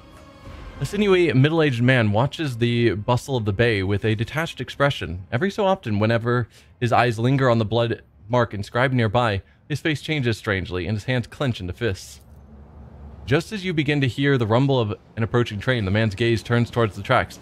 He leans forward. What do you think you're doing? Abelard, do something. Don't even think of marring the underside of my train with your entrails. Or observe silently. What do you think you're doing? What? I didn't... The man starts and almost falls, but manages to keep his balance. In the dim lumen light, you notice old scars scattered all across his body. The scars seem vaguely familiar. Are you a member of the Bloodspun cult? Pascal's Vox synthesizer springs to life with an indignant binaric trill. I'm registering this unit's intention to use the train tracks for purpose other than those intended by their design. I categorically demand that the unit's self-disposal be carried out using methods that do not violate the catechism of maintenance and operation. Your eyes always return to that blood symbol. What do you know about it? Who are you? You look like you're about to take your own life. Are you having a rotten day? Lord Imperium, look at the man's scars. I want to see what we can find out about his scars first. The scars all vary in length, width, depth, and shape. However, you notice a pattern in the way the scars are aligned, as well as a series of faded symbols on the man's rough skin. Death cultists bear similar marks on their bodies. Yeah. But spinners are constantly renewing their wounds, while this man's look long since healed. So he used to be a death cultist, but then he left? Your eyes always return to that symbol. What do you know about it? It's a symbol of the Bloodspun web. I come here every watch, but it hasn't been here before now. I guess today must be a special day. He smiles strangely. The man's faded eyes go wide as he notices Cabela. His voice quivers. You! Have you come to take me to the other side? Cabela briefly studies the man's face, then turns away. I do not know you. Death's gaze is not upon you. The man lets out a dull groan and turns to look at the symbol again. But then why? Why is it here? Who are you? A dead man. I lost my name years ago. I've just been another dead man ever since. You dare insult the rogue trader with your impudence? Your body may already be covered in scars, but your tongue seems to be asking for more.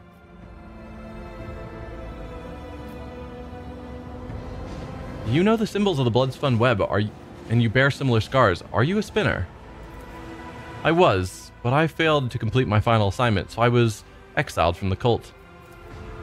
The Vizier told me to kill the one who would be at a certain junction of the utility tunnels at a certain hour. I went to the appointed spot, then I waited. An hour, 2, 5. The junction was still empty.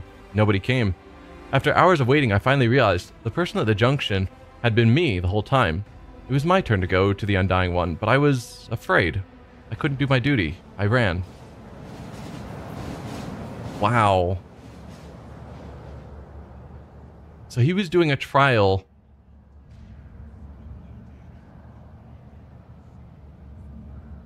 An assignment. Was that like... Because Cabela has talked about going through the initiating trials to become officially a member of the cult. Was that what he was going through and his final trial was kill yourself? Because that's special. Or is he just saying that he was a spinner, like fully doing spinner work for a while, and then at one point his order was to kill himself and he suddenly freaked out and chose not to? Because those are two different things. You think it explains it a bit more? That's fair. So the spinner simply let you go. They made no attempts to find you and kill you? There was no pursuit. I thought I'd see their black blades the very next day. Instead, years passed without them taking my heart. I tried starting a new life, but the terror never stopped eating away at me. When I got truly desperate, I went to the Temple of Death myself, but no one there would speak to me. When I gave them my name, they just whispered, Sabrid has gone to the Undying One. They looked through me like I wasn't even there. I've lived like this for 20 years, like a coward, like a dead man. You were ordered to die. For what reason? The man looks at you. But some would choose to leave the righteous path. Those earn penance in due time. Her whip sings vengeance on renegade menace. Her blades pass sentence. For cowards seek to hide their hearts, but death makes no pretendence. It takes what it is due in essence. He stops then adds hoarsely, the third verse of the Song of Trailing Blood. The Vizier recited it to me before sending me on my final assignment. I didn't realize at the time that it was my judgment. There were plenty of reasons. I sowed death. I offered him the souls of the most pleasing men and women I could find because it kindled my passions. I killed well-off crewmen who didn't deserve their wealth, and I took their thrones. I killed enforcers who looked into my eyes without fear because I wanted to be feared. I reveled in bloodshed. I betrayed the tenants. I realized it, but I couldn't help it because I enjoyed it. You do not sound particularly remorseful. Have you killed any more innocent souls since you ran? That's the real question. You are a coward and a butcher of the innocent. I will purge my ship of your existence. I will not judge you, nor will I decide your fate. Farewell. You are disgusting. I will not grant you the wreath you crave so much. May you live on in suffering, fearful of every shadow. As the Emperor's anointed, I hereby overturn the Vizier's verdict. The cult ruined your life, and for what? For a few more killings? No, we're obviously not going to choose the heretical option. You do not sound particularly remorseful. I spent years in remorse. I'm tired of it. Have you killed any more innocent souls since you ran? No, I've been afraid to touch my own knife since that day, though it might just stab me on its own, but the temptation is always there.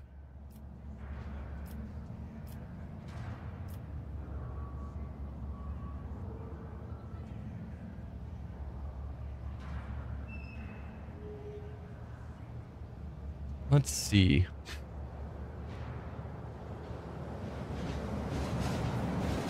Yeah, I think we are supposed to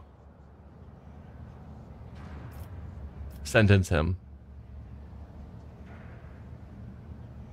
Yeah, as weird as the cult are, they generally don't kill to kill someone. Yes, they always believe they have a reason, but sometimes their killing is of innocence. So the fact that he killed innocents is not necessarily wrong, because sometimes the cult apparently needs that.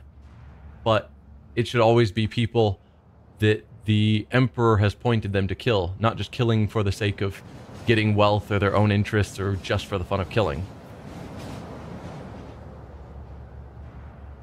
It's just, if it's been 20 years, I feel a little bit bad about judging him now, if he's been able to avoid killing for 20 years. But also, he's a murderer who has gone without trial for 20 years. So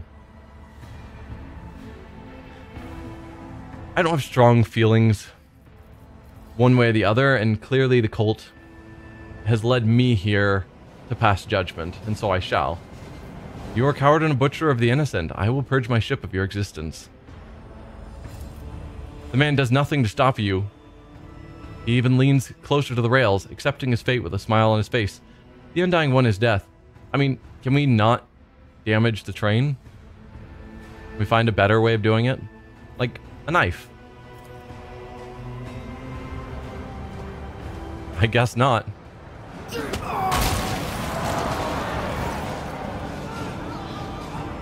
Cabela stares at the remains of he who was once her brother in service.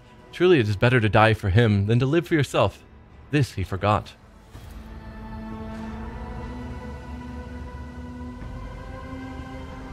Alright.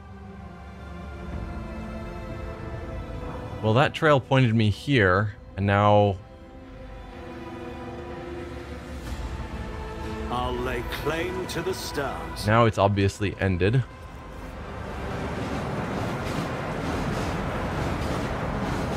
Let's see, we took this path over here. Let's try and find some new path that's pointing me somewhere. Looking for more blood markings.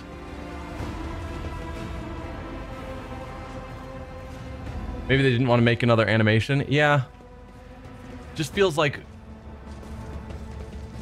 we have killed people with knives before, or shot them, or whatever.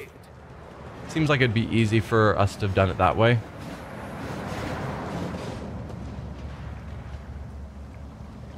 Well, I'm not seeing... Oh! Never mind. We have another symbol.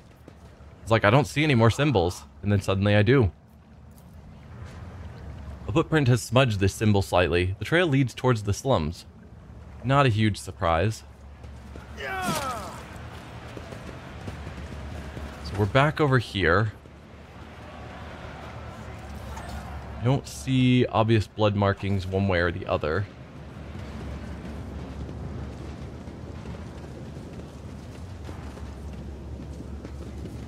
Probably go down.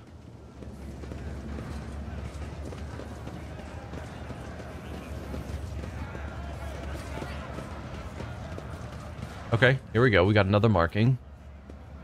The longer you stare at the mark, the quieter the sounds of the station become. The shadows grow longer and seem to stretch in the direction of the adjacent section. On the one hand, it seems petty to go, don't get your blood on my train. But on the other hand, I've been in a commuter train that hit a moose, and I do not envy whoever had to clean it. Yeah. Like, in general, the train's probably fine. There's some maintenance, some cleaning that has to be done, but it's not going to do any major damage to the train, probably. Although, I wouldn't say that nothing could happen. But it's like a person probably won't derail the train. But it's like, it's a risk and extra cleanup that's just not needed. We could have just killed him where he stood with a knife.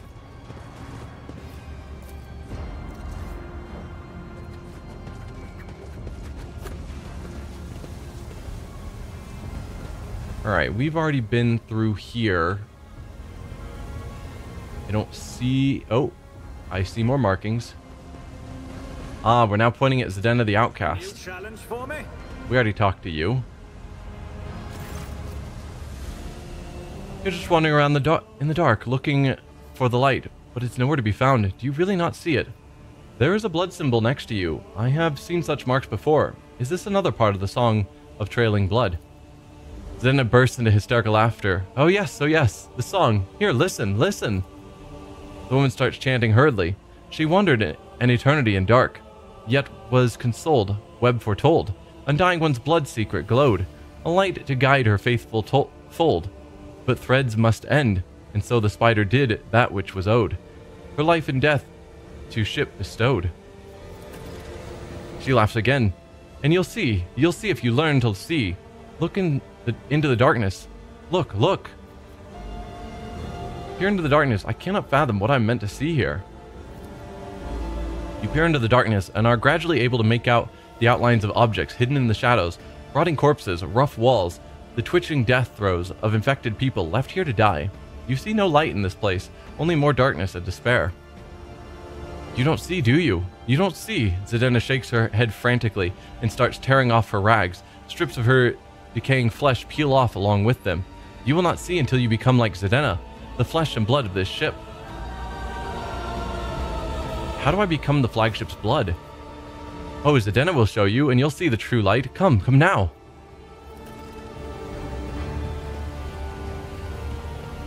Okay. I won't tolerate weakness. Let's definitely follow her. Oh, are you going to get yourself thrown into the vent as well? Or a careful jump through the vent. Because there are holes. Okay.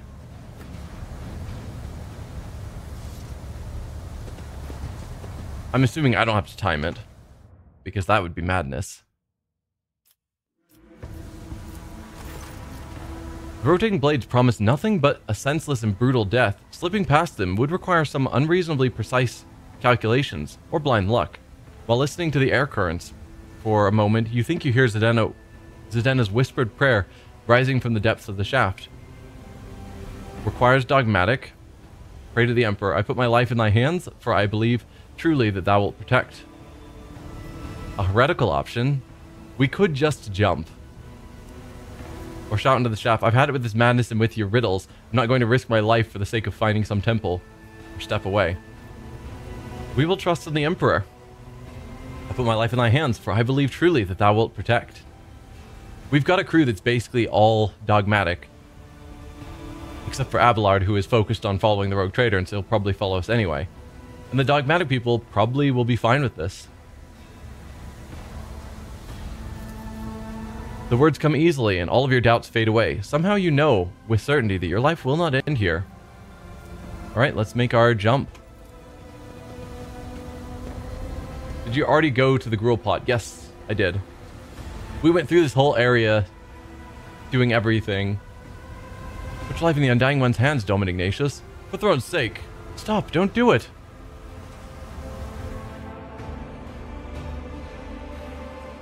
Yeah, we went through the whole area, and then I decided to go back to actually start following the blood marks.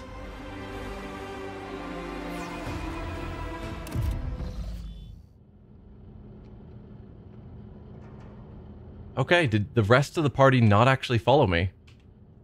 I'm on my own, it seems. I'll lay claim to the I'm stars. also, you know, long-term injury of a suspicious rash that we gained while down here, so that's not ideal. Dovin Ignatius, the Undying One has whispered that you would honor the Temple of Death with a visit. We are ready to serve you.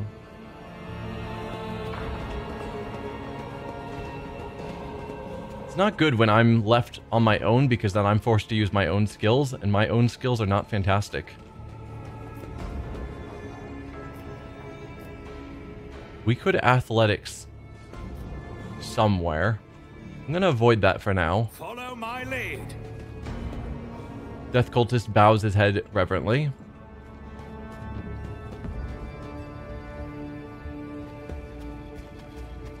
Okay, so that's probably a way I could have jumped directly to here.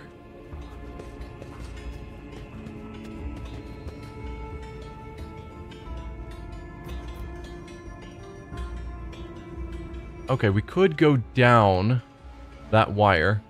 So I have no way of getting to this section without doing the athletics, which would get me to loot. I do like loot. 60% isn't the worst. What happens if I fail it? Because surely I'm not going to just plummet to my death. Maybe take a little damage, or maybe I just fail. Excellence matters. Perfect. It's about time. There are large holes in the compartment ceiling. The spinners have dismantled the bulkheads and expanded their temple. Ever higher.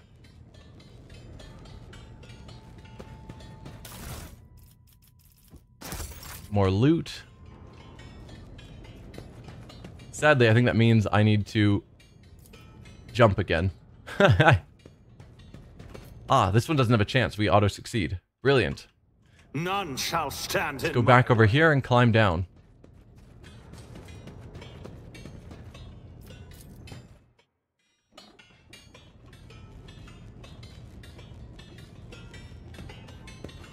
I don't want to miss anything. There's so much here. Angles of improvised bridges constructed from beams and flooring stretch ever higher. Not unlike a web. The temple is growing as if it were a living organism. So we can go down here. Or I can head down this ladder. Let's grab the goods. Anything from you? Nope. Victory awaits. Back up here and go down this rope.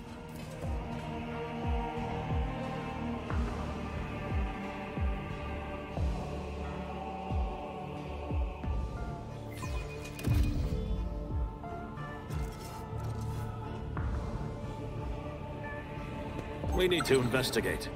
Oh, did I spot something? Somewhere? Yes, that.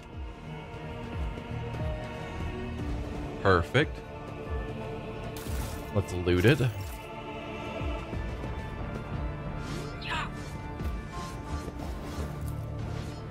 Coldstone sarcophagi serve as the death cultist beds. The bones of their deceased comrades are now their bedding. Wow. They sleep in sarcophagi with the bones of the dead. Death cultist training. I won't tolerate weakness. More random death cultists.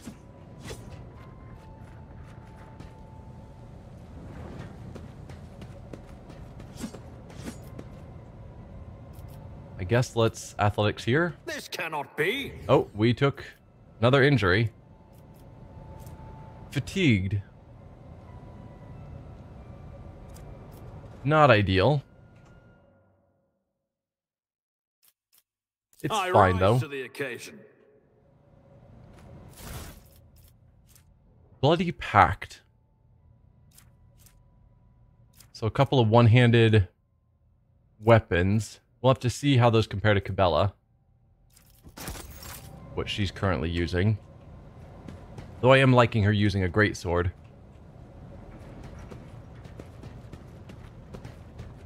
You have fountains of blood and rivers of blood that flow through. Where do you get all the blood? Follow my lead. Alright, surely this is where I'm supposed to go. Oh, that's the rest of my companions. How did you guys get down here before me?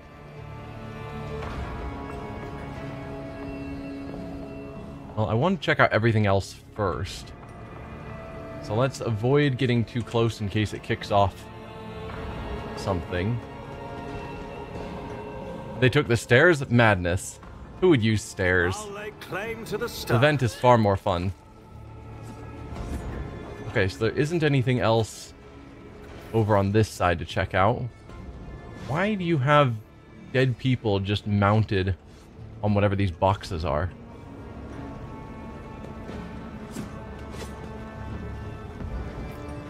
Well, let's go up here. There's more stuff to check out. You're just hanging out by this chest and the blood fountain. Underneath the ancient relic is a stone plaque with an inscription carved in elegant cursive. If you value life above duty, you are not worthy of life, Vizier Geophranus. Blood Drinker. Whenever the wearer makes a melee attack, they regain 1 wound. Whoa. That's really good.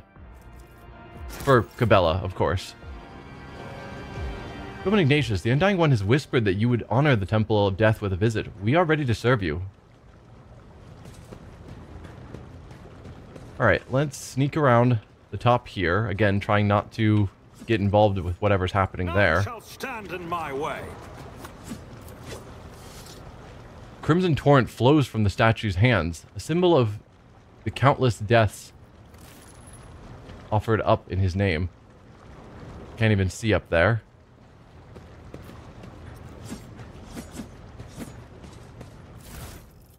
More random goods.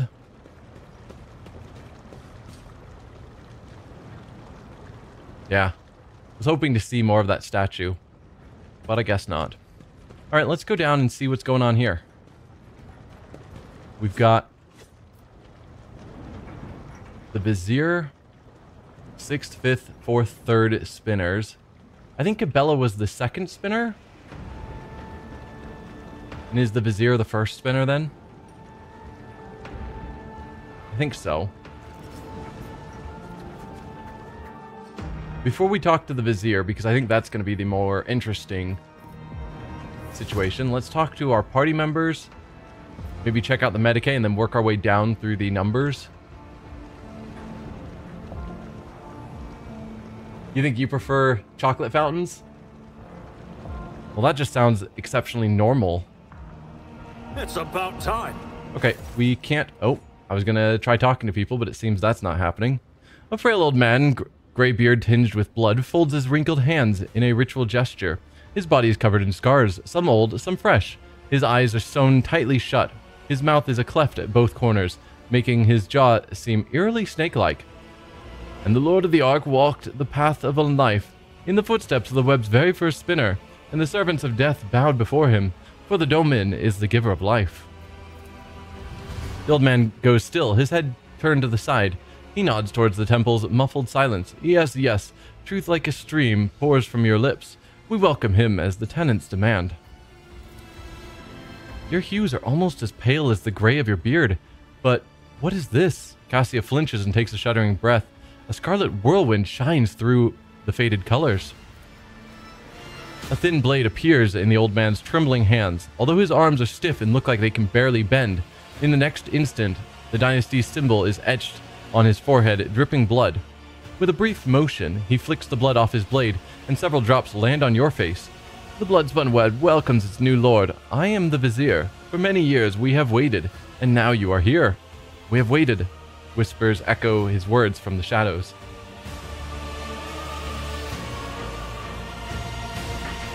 Why has he invited me here? What do you mean you have waited for many years? It was not so long ago that I made my acquaintance with the cult. Vizier, is that some sort of title? Obviously. So you just walked my companions in here the normal way while I was forced to take that jump? Yes, obviously. It was a statement of, you know, our faith, I guess, more or less. How did you manage to erect an entire temple in the middle of the ship without anyone noticing? I expected greater respect from one who so eagerly anticipated a meeting with a rogue trader. I mean, they've got a red carpet here for you. What more do you want? I've walked the path of the matriarch spider. What now? Why is it you invited me here? Death whispered your name and commanded us to honor you with a sacred ritual. But only inside the temple can the spinners perform it. The vizier is suddenly distracted by someone invisible and nods towards empty space. Yes, we are glad he has reached this place. We are glad to serve. What do you mean you've waited many years for me? It was not so long ago that I made my acquaintance with the cult. As I delve into my divinations from the flesh and blood of the departed ones, I turn to a relic most ancient and priceless. It is his tarot, inherited by the cult from the matriarch spider, who spun the first thread. One of the readings I did back when I still had the strength to leave the temple and usher souls on their final journey. That was when, in the intricate tangle of destiny, I glimpsed our meeting. But when we would meet, alas, was not revealed to me. So we waited year after year, and now the hour has come. You sense a disturbance around the vizier. It is similar to the one that appears around Cabela, but stronger. He is not a psyker, or else he is such a powerful one that he can conceal his gift. However, his psychic potential is definitely higher than that of an average mortal. There are people like that in the Imperium, undiscovered by inquisitorial hunters. They live out their lives as individuals with a reputation for having strange things happen to them on occasion. Perhaps this decrepit old man is indeed capable of gleaning something more from the Emperor's tarot than just painted pictures. Vizier, is that some sort of title?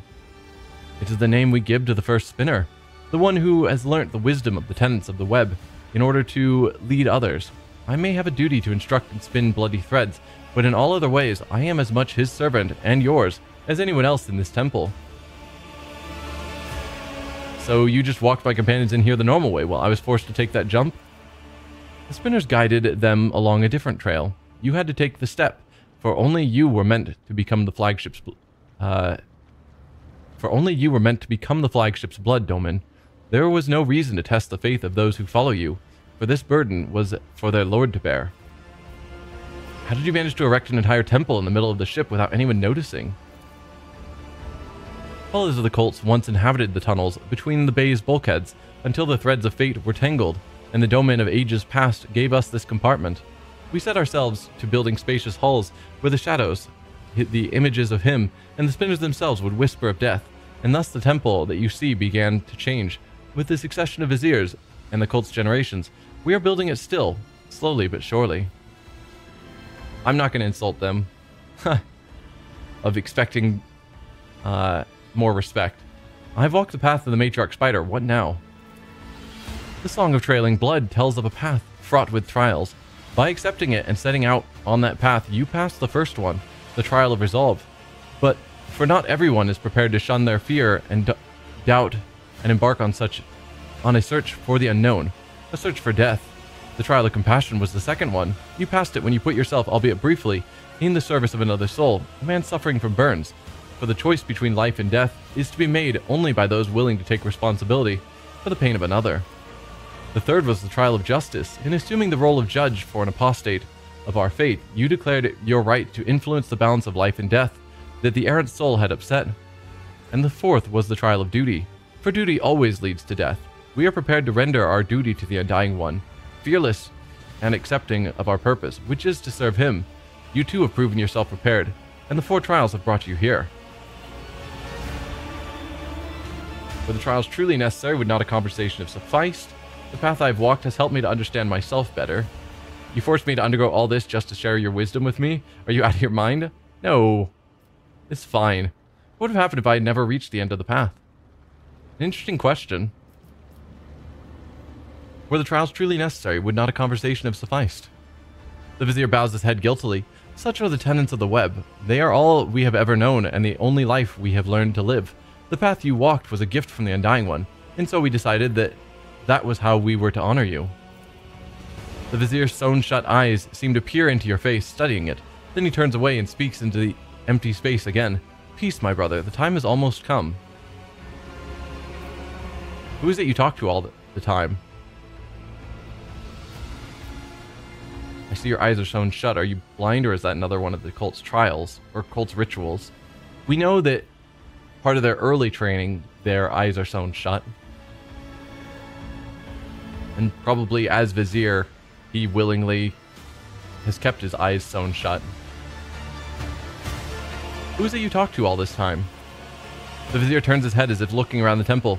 I see echoes of those who came before us, and those who were with us, but have since crossed over to the other side. My brothers and sisters, raised by the cult. I hear them from beyond their deaths. They share their wisdom. I heed them. The other spinners, they hear not, for that burden is mine to bear. I see your eyes are sewn shut. Are you blind, or is that another of the cult's rituals? I was sighted for much of my life, until a disciple of mine violated the tenets, and I realized just how blind I had been. A lesson, but a bitter one. To look at with one's eyes alone is to be easily fooled, but the heart cannot be lied to. Such is the truth, and such was my choice. I sealed my eyelids with a gaze of true sight. Now I see more, and better. So this entire conversation is another test, I imagine. A smile graces the Vizier's bluish lips. The tenets command us to prepare for all trials, corporeal and spiritual alike. Are you prepared, Dome Ignatius? His mouth closes, but you can still hear his whispers. A prickling sensation in your face is making you increasingly anxious. You raise a hand to your cheek, only to realize you can't feel it. You look at your palm and see a few smudged drops of blood from the Vizier's blade. Did he poison us? Also, I'm seeing a haze. So I don't know if the poison came from his blood or if they're pumping some gas into the area that is altering our perception. A strange, serene calm envelops your body. Your fatigue subsides and you seem to float in the air, seeing things you had not noticed before. The shadows in the corners taking on shape and color. The subdued lumen lights playing on the cultist's bone. Masks. Are they really masks? Their tall, lean, empty-eyed wearers might as well be dead people. A chill runs down your spine.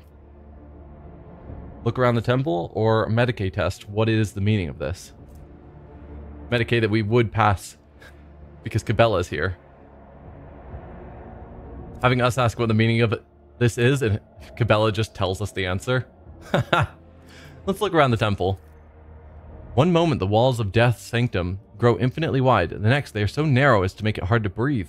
The floor dances under your feet, and the undying Emperor's statue seems to shake its head threateningly as it looks down upon you. Alright, Cabela, tell me what the meaning of this is. Your heart is beating slowly, your breathing has become deeper, and your thoughts are muddled. You seem to be under the influence of a potent stimulant. You poisoned me somehow, did you not? The Vizier nods meekly. My blood is infused with a concoction taken by those who follow the thread. It is sacred and harmless to us, but you it befogs and afflicts. And yet, Dome Ignatius, you have grasped that the mind may fail the body and the senses. This was the trial of spiritual acumen. You have passed it. Alright, and what happens now? That is for you to tell me. You look at the Vizier, and his trembling frame seems small and insignificant. A single step is all it would take to crush him.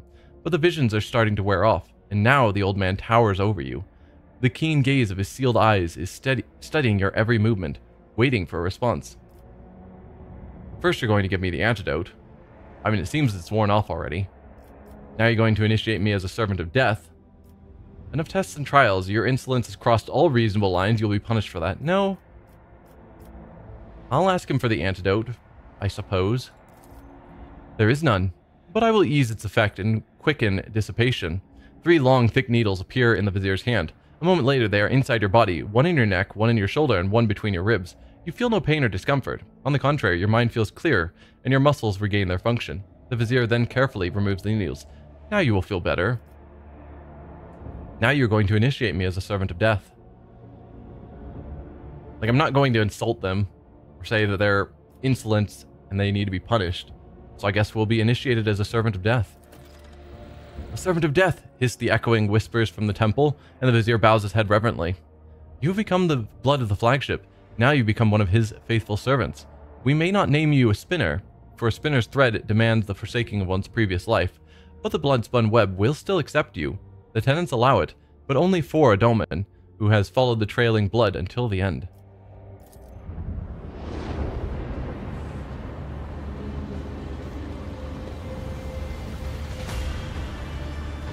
This does not look sanitary. At all. Ugh. Walking into a waterfall of blood. Okay, so that's what the statue looks like. Were those actual people up there, or was that carved to look like people in the hands? Because the blood was flowing out of this pile of bodies. No idea how nobody gets sick? Yeah. Also, we have like a weird rash that we gained from going through that area, so it's like we have open sores apparently on us as we stepped into that waterfall of blood, which is just not good. Robust immune systems, I suppose. Upon the ritual platform at the Undying Emperor's feet, under the keen gaze of his dark, empty eye sockets, you feel completely insignificant. Surprisingly, the thick blood pouring from his hands onto your brow, chest, and shoulders is still warm. Ugh. Bound before his image, the Vizier assumes the ceremonial postures with incredible ease. His withered body moving swiftly and soundlessly. You are slowly plunged into darkness to the sound of the ritual chants and swishing blades. Amid the noise of splashing blood and the cultist whispers, you hear the words, "Death has spoken your name, Dom Ignatius. Death accepts you." Taste the blood. Offer a prayer to the Undying Emperor. Look up into the face of the Undying Emperor statue. Wipe the blood off your face with disgust. When is this going to end? I don't think I'm going to start with tasting the blood. Let's offer a prayer to the Undying Emperor. Each word consecrated to him echoes in your temples and chest. Your veins become hot, and your blood turns to liquid flame.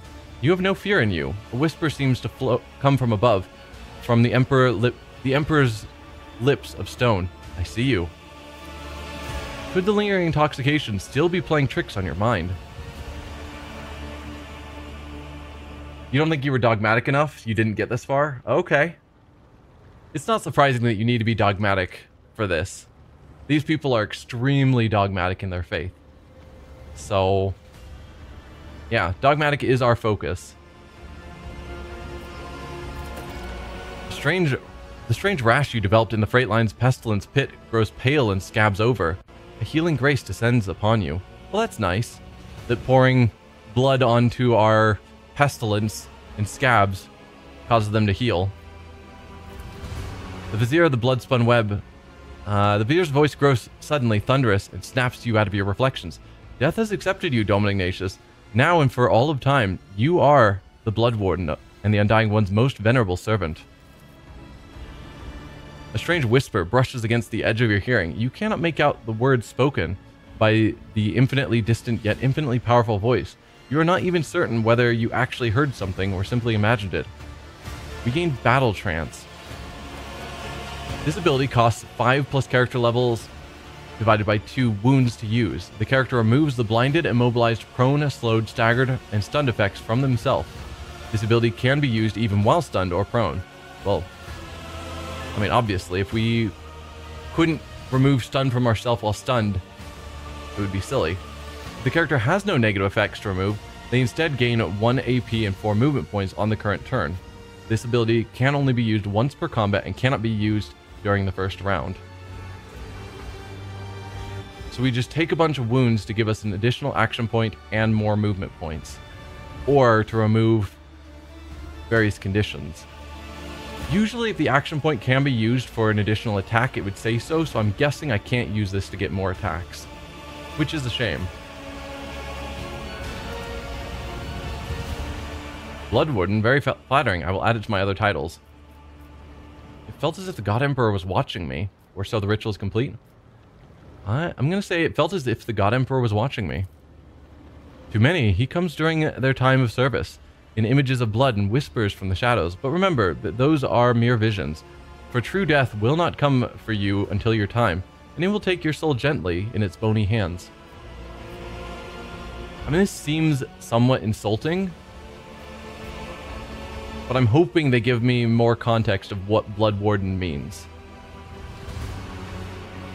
Like what that title means to them, or should mean to me. Now that you're part of the blood-spun web, remember henceforth to beware of vanity, for it leaves gaping rents in the armor of our souls. Okay. So they didn't tell me more, and they just took it as an insult. So the ritual is complete? The ritual is complete, but you are not. The Vizier gestures for one of the cultists, who is carefully holding a strange garment, to come closer. For years, we have maintained fealty to the Domini.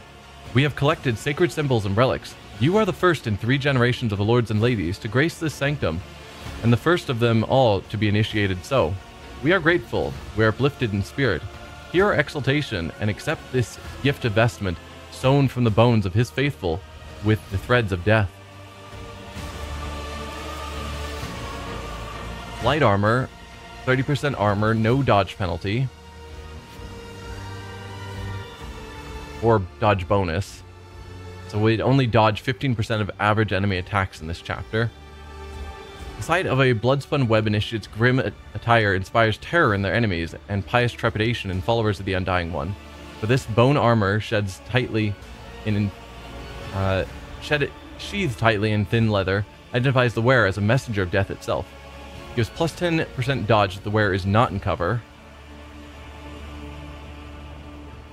And gives us a bonus to our wounds equal to our strength bonus. Huh. Thematically, I like the idea of this, but I don't think it's very good. The cultists whisper prayers to the Undying One as they help you change your clothes and regain your faculties. So we are now wearing that armor, it sounds. No, we're not. It actually is more armor. Huh. No, it's less armor. I was looking at the body glove. So it's less armor, but it does give me dodge if I'm not in cover.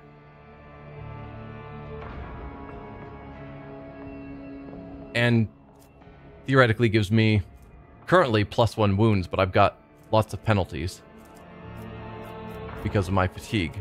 So presumably my strength is normally 35, so it would give me +3 wounds. Some more dodge when I'm out in the open, but slightly less armor. That might actually be worth it. It's not bad. So I'm willing to put it on. That is definitely a look.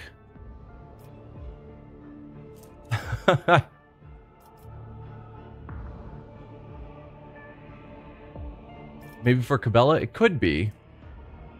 They definitely were implying it was more for me.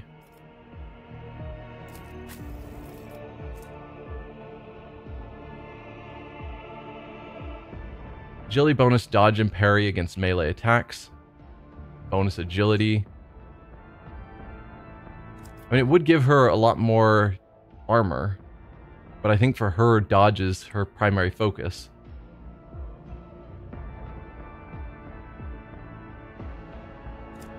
Though she's already at 100% dodge. So maybe we went to her and asked her to put it on. Her dodge goes up to 105. And she gains more armor. Well then. But her agility probably dropped a bit. She was wearing this. So agility 65. That was giving her +5 to her agility. This is supposed to be giving bonuses to dodge and parry. Oh, just against melee attacks. So it probably does... Well, no, it's giving 7% dodge and parry from melee. This is just a flat 10% when not in cover, which she's never in cover. So this is better. Your guy looked more than a little creepy with that armor. It's very true. I'm surprised I haven't found anything that I thought was better. But I guess I'm not wanting dodge penalties, and we haven't found a lot of good stuff that's not penalizing my dodge. Yeah, I think it's fine for Cabela. So we can now talk to our party members. Anything new here? No. Alright, Abelard? I'm at your service. Oh, no. We just have our party. We can't talk to them. Alright, we can go back over to here. Check out this stuff that I was wanting to check out earlier. It's Medicae test. Just as I was taught. Smoke tickles your nostrils, making you slightly dizzy. Such substances are known to induce visions or hallucinations. He claimed that the visions and hallucinations came from his blood, not from something they were pumping into the air. Alright, sixth spinner. Anything from you? Dome Ignatius, the Undying One has whispered that you would honor the Temple of Death with a visit. We're ready to serve you. Alright, fifth spinner. Same thing. Fourth. Third. We have second with us. Alright, Vizier, anything further from you? The Vizier's head trembles with the infirmity of age, and his lips utter barely audible words meant for those only he can see. Dome Ignatius has honored us with a visit. We are glad. First spinner. Peace, Cabela. You are the shield. You are the shadow. You are the blade. So be them. Your traditions and rituals are rooted in blood and death. Many are frightened by that. Many are blind, even with their eyes wide open. Thus spoke the matriarch spider. People look at things without seeing their essence, which makes them easy to beguile and frighten. We adorn the tunnels with the bones of the righteous, that they may guard our faithful against corrupt deeds and thoughts. We use the blood of the unholy ones for divination, so we may see dangers. The blood of martyrs is our wine, for the suffering makes us stronger. People are afraid, but only because they see death as the end. Death, however, is a beginning. It is life and duty and oblivion. Death has many facets. That is its essence. That is its beauty. What are the tenets of the blood-spun web? I want a clear answer. Every thread ends in death. The Vizier falls silent, as though those words have explained everything. Then he nods towards empty space. Yes, I see he is still full of questions. Let's give him answers about our ways, my brothers and sisters. What is your supreme commandment? To give and receive death, and to fear no twist or turn of fate.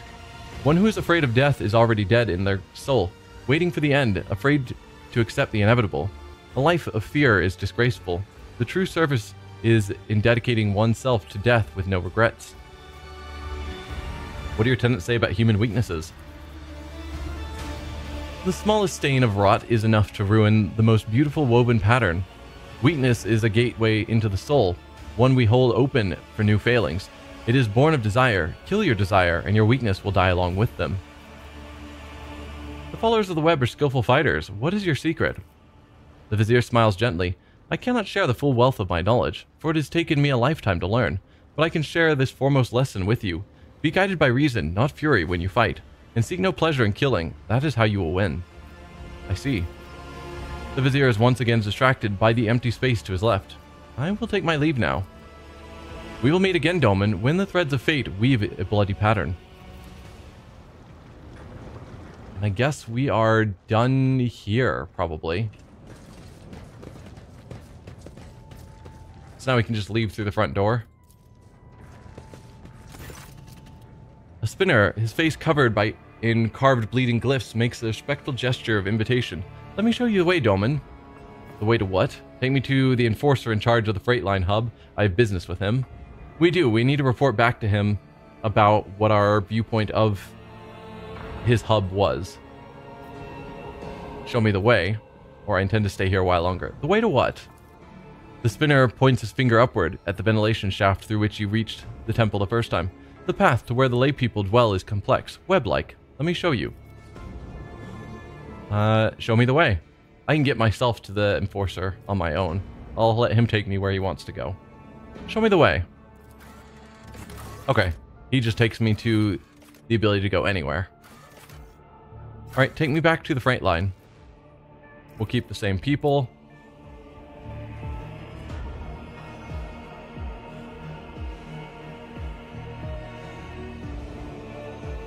Oh, but we did get that ring that I want to give to Cabela.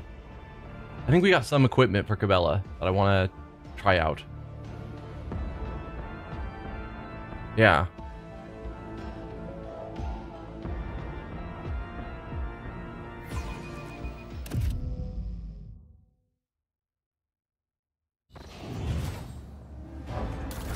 go to inventory. Cabela. Let's see. Yeah, whenever the wearer makes a melee attack, they regain 1 wound. How does this compare to what you have?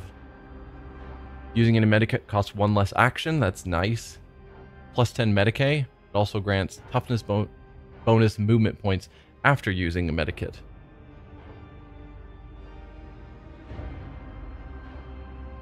Both are cool. Having medkits not cost action points is neat.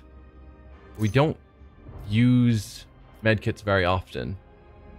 So I think I will replace the first aid manual.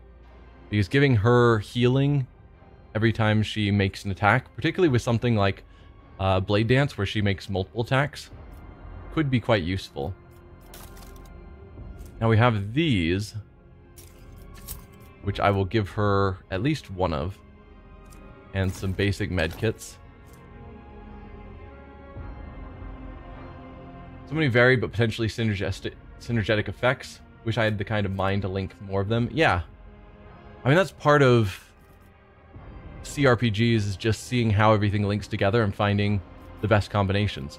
You don't have anything in your helmet slot. Wish I could sort by that.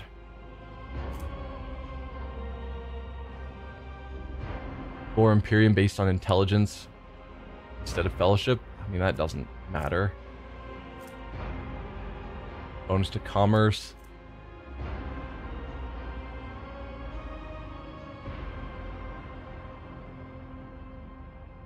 I mean, that's not worthless.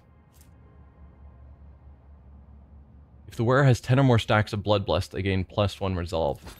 Yeah, I think that's what she originally had. Not sure why it was removed. Okay. So now we are back to here. Let's report back to... yeah, Fresno. Frenzo? Whatever your name is. Frenzo. Doubt is for the weak. I'm trying to talk. Stop crowding on people. There we go. Captain Frenzo has acquired a few wounds since your last conversation. Half of his ear is gone, and you notice that he is wearing bloodied bandages under his uniform. Seeing you, he quickly injects himself with a stimulant and straightens. How may I serve you, Captain? What happened to you? Were you in a shootout? I finished inspecting this bay. I was attacked. The forces have been appropriating ration cards from workers returning from their ships. Why is that? Are you short on provisions? That's what I want to know. But first, were you in a shootout?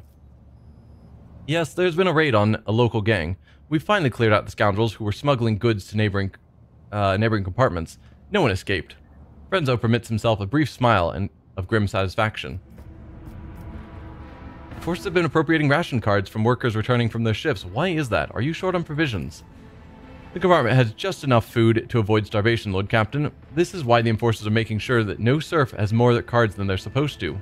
They used to rip out people's tongues for it, but I reduced the punishment to simply beating the thieves and confiscating all their cards. The orders are to give those cards to workers who are starving due to a lack of work shifts. Not that it helps them much, but it's better than nothing. Frenzo scoffs. Are there enforcers guilty of misappropriating the confiscated items? Yes. Do those caught stealing receive severe punishment? Absolutely. Yes, I found the gun runners. Well, we found thieves who were trying to loot guns, and then saying that they were helping out by stopping other gangs from growing in the area.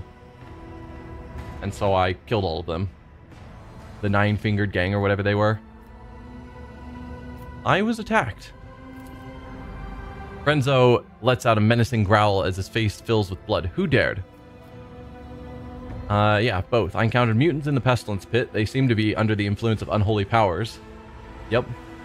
And also thieves in one of the technical rooms. I've already dispatched them. Both are accurate. I guess we'll start with the first one. No. I don't know if we'll be able to tell them both. Tell them about the thieves. There were thieves in one of the technical rooms. I already dispatched them. Thieves. I just had an enforcer hanged for dealing with a local gang. I'd hoped that the lesson had been learned.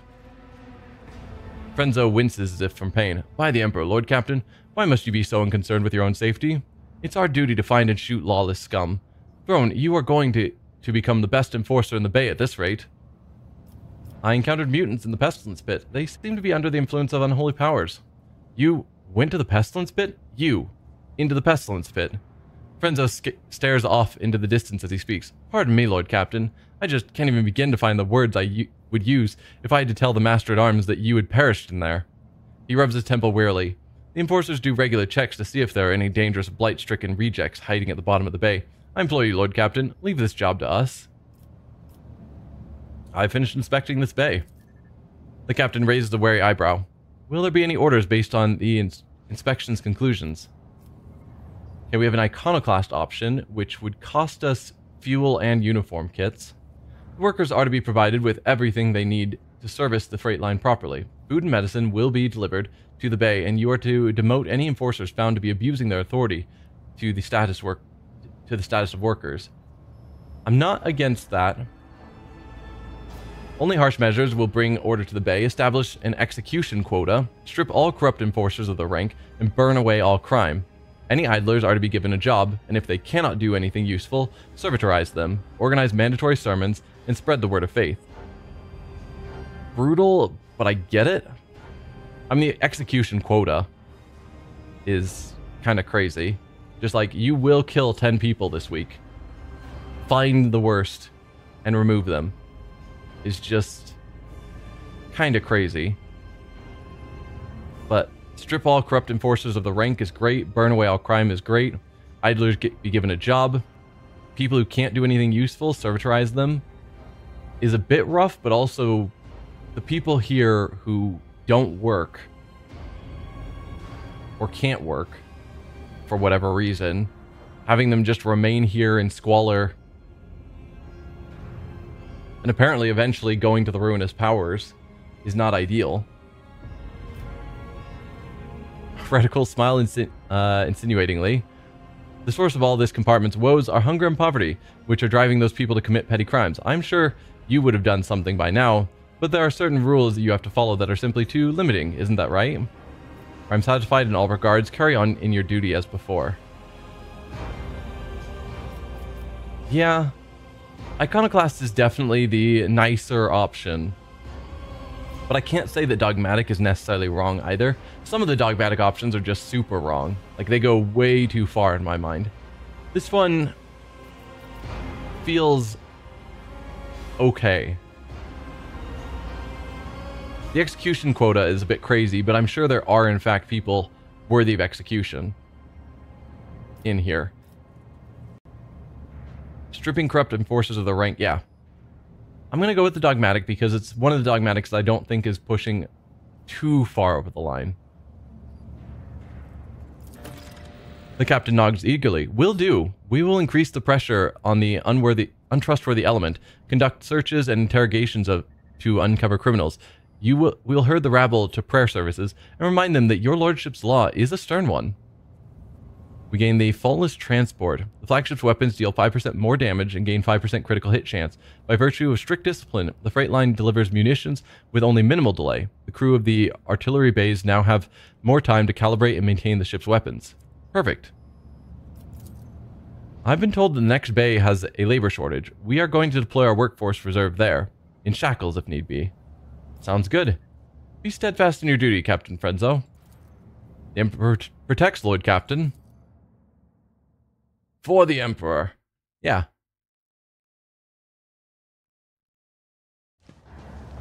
Whoa, 3 days passed. That's... Lord Captain, here to report, your orders have been carried out. The compartment is already operating according to the new procedure.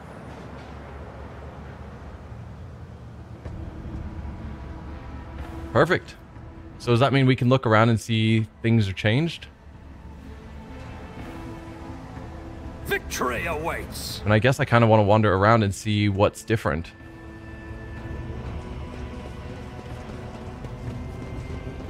Alright, we still have this area that's still burning. So that's... didn't change much. I brought you lunch, dearest, just the way you like it. People call me a widow and a servitor's wife, but I know you're still in there, my love. If you would just look at me. Oh. This guy's wife is a servitor now. That's sad. Hopefully that's not the guy we met earlier who had such a lovely meeting between him and his wife and how they care for each other. I won't tolerate. Because I'd feel slightly bad because they seem like a nice couple that were both hardworking. Where are you taking us? What are the chains for? Bay SL M18, and the chains are to make sure that when you get there, you man the machinery and make no attempt to escape. You wanted work, you got it. Yep. Congratulations, we have found employment for you.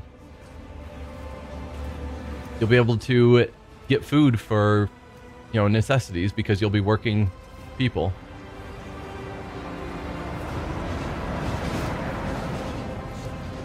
None shall stand in my way.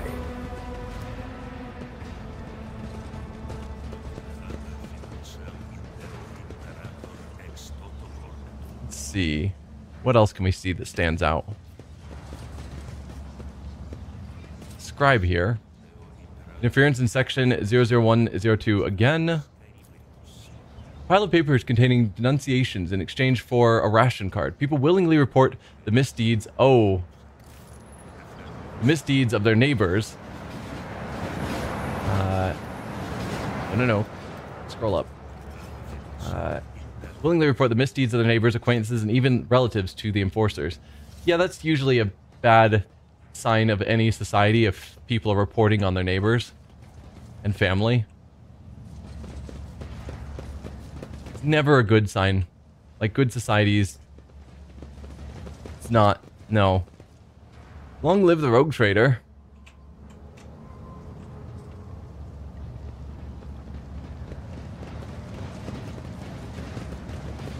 I'll lay claim to the stars. Alright, anything down here of note? Doesn't look like it. This guy's still hiding out here.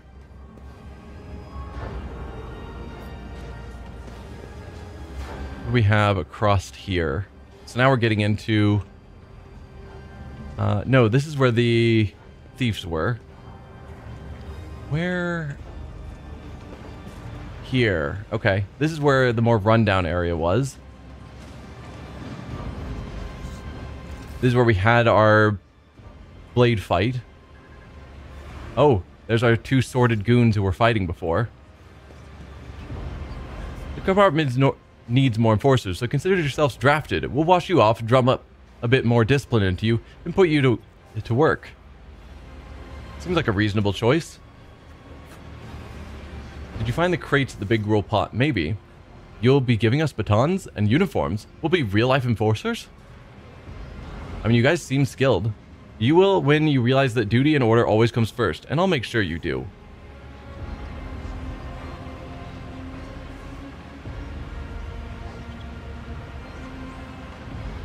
Well, good job. You guys are getting upgraded to be enforcers. Stolen rations, fuel, weapons. Hand it all over now, or it's the firing squad for you.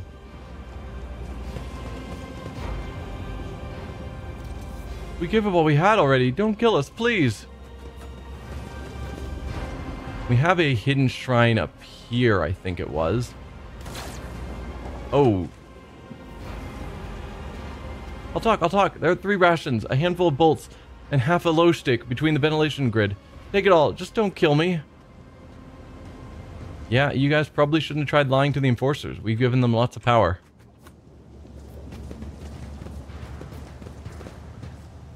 Greetings, your lordship. Theft. Oh. Guy's just hanging here. Defiance. Indolence. Defiance. Indolence. So they just have people hung up with signs of their crimes.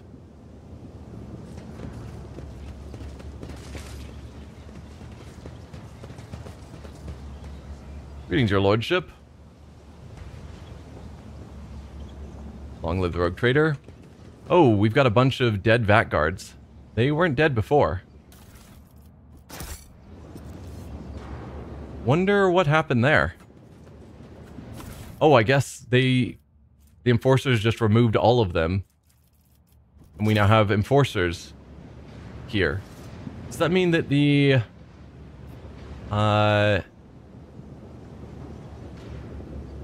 foreman, yeah, the foreman's dead. Well, that feels a little bad. The foreman seemed like a good guy.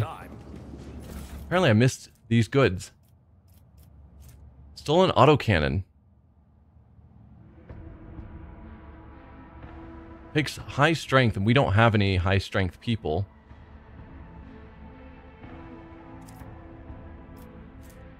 I mean, the problem with this is a weapon that requires high strength. Like, I never make strength a high priority of a ranged character. Strength is high on my melee characters, but they don't need a two-handed ranged weapon. Do I have anyone? Yeah, so Avalard could use it.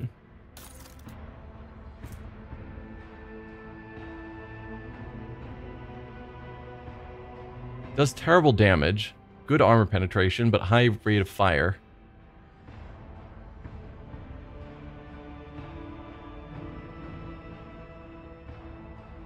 I don't know.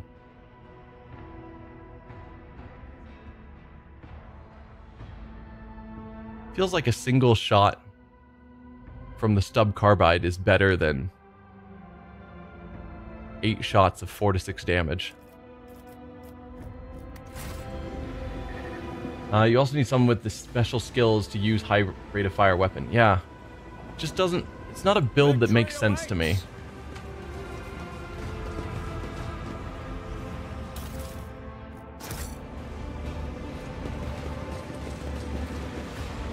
Yeah, I understand why they would replace the vat guards and the foreman with actual enforcers to watch over this. But it didn't seem like they were actually doing anything wrong.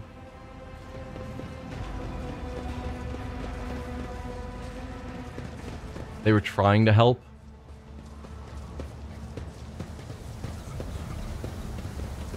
Alright, now we are back down here, where it looks like not much has changed. You still have a bunch of people who are sick and dying, and no enforcers around. A new challenge for me? Yeah, doesn't look like anything's changed here. Oh, you are new. We've got an enforcer here. How could they cast me out? One of their own! Probably you were abusing your power then.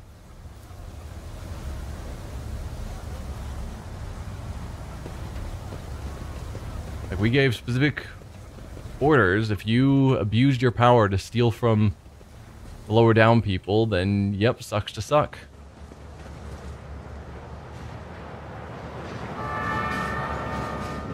I think that's everything in this area. Overall, I think it's in a better state than it was before we arrived. So, I'll lay claim to the stars. success. We've improved things. The foreman was okay. The guards were smuggling weapons. That's true. But I thought they were more... They had the weapons just to enforce order for the food.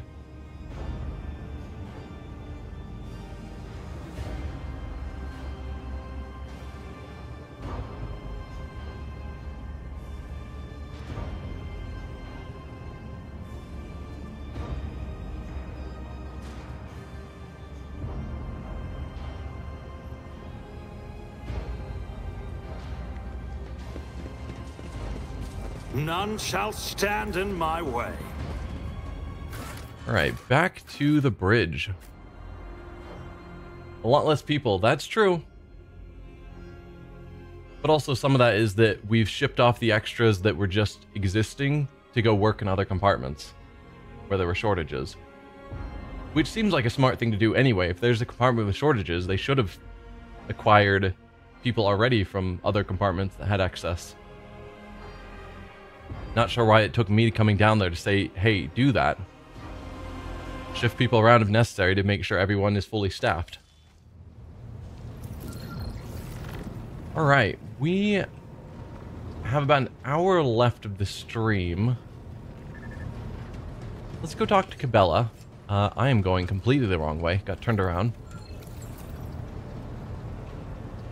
Cabela's down here. Hopefully she has something to say. Take heed, Nemo. Our blessed Domin honors us with a visit. The one who delivered this ark from the curse of your existence.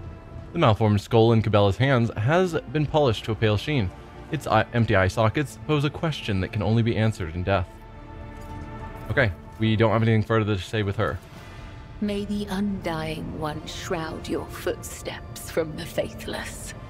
It surprises me, though, that she didn't have anything further to say when we finished that whole DLC. Also, that she wasn't required in that DLC.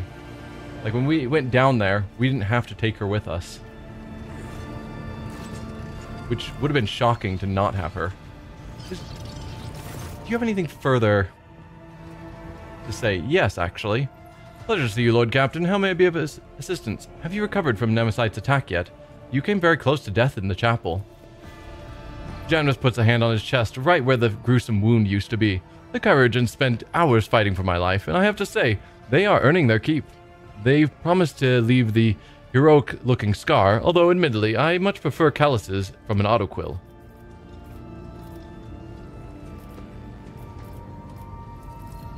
Okay, nothing there is needed.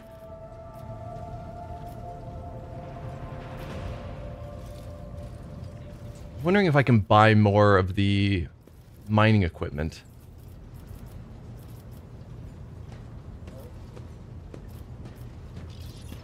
I think we can do business through him. Is it order shipping and transportation of some goods? Yes. So if we want to trade with you, I'm just gonna go through all the options because we have lots of good. If I selected all, yeah, we can get 30,000 points, which obviously I'm not going to do. Power Claymore. Imagine giving that to Cabela.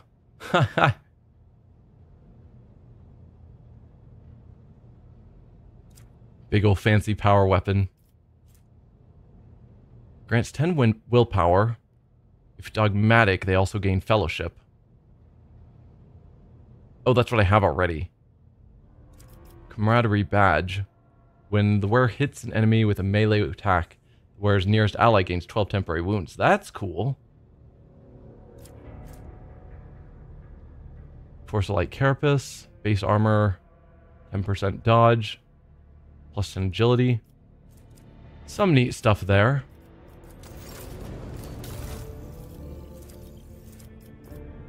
But no, we can't get any more of the mining equipment from you. Which strikes me as odd.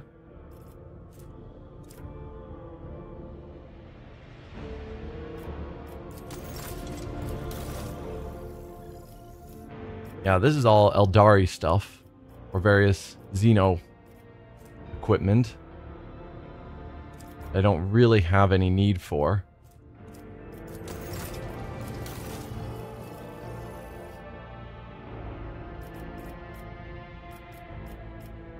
No, none of that. Ooh, Staff of Endless Flame. If the wield of the staff gets the Inferno ability, the ability also has Heroic Act.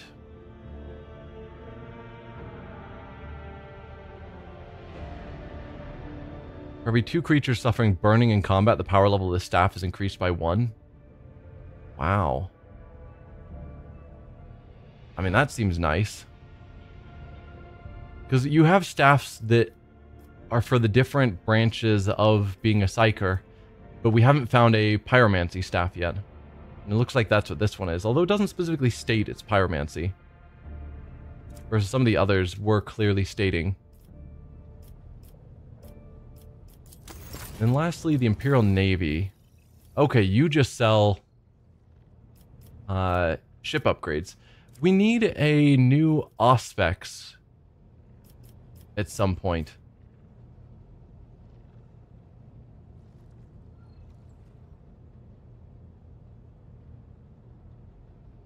Okay, so this would give us more armor.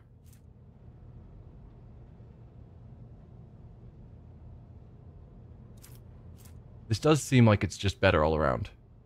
Like each of these options. 5 plasma torpedoes. 19 damage warheads.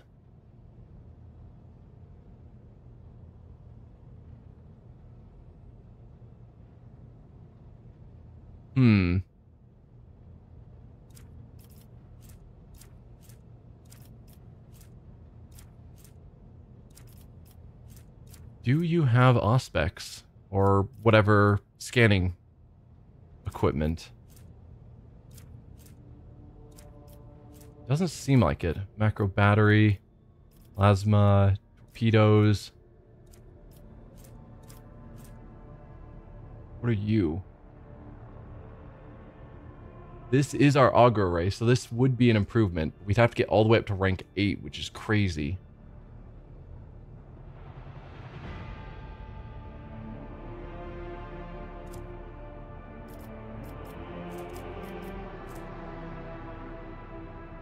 %98 hit chance, a 5% critical chance. Like, some of these sound really, really good. But it'll take a long while to get up there. Let's boost your reputation, though. Wow, you want very little. Specifically, only Eldari trophies, Drukhari trophies, Void Heretic trophies, and Pirate trophies. That is a very limited subset. So I will just give you what we have of that, because you don't take many options. That got us all the way to rank 5, actually. That's not bad. Let's buy all the things. Then we can look into upgrading our ship. Ooh, flak shots. Apparently that's something special. You can fill your flagship's arsenals with various ammunitions that enhance the capabilities of the flagship's weapons. The flak ammo arsenal allows you to use a special flak projectile with macro cannons. These projectiles have explosive warheads that deal area damage in a 1-cell radius around a selected cell. Okay. Flak shots are especially efficient against enemy torpedoes and small wings of attack crafts. Cool. Wish there was a buy all option. Yeah. Would be nice. Whenever you're in situations like this where you're just going through and buying everything. Do I want to raise my reputation with anyone else? Casa Bellica, we're still pretty low. I think Drusians, we have several things we want to upgrade on some of our colonies that we can't because our reputation isn't high enough. So I am inclined to raise your reputation. So let's sort. I wish there was a sort by things they want the most.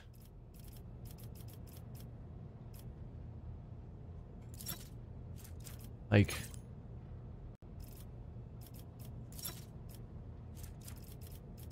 we can sort by type, specification. Like, I assume, let's sort by name, just so I can see. I'm assuming we have holy gifts and jewelry somewhere, or maybe we've already sold those. Yeah, we've got tons of holy gifts. I want a sorting method that puts the holy gifts at top, followed by jewelry. And I don't think... Oh, cost. Never mind, they have it. Because I don't want to give away all of my things, but... Oh, we have tons of holy gifts. Okay, maybe we'll give quite a few to you then. Because I want to save some for other people that also want holy gifts. Ship components, you'll also offer a reasonable amount for. So we'll go with something like that. That gets us up to 6, which unlocks quite a bit. I do want to see about the power claymore. Cloak of Retribution. I think we've already looked at that before.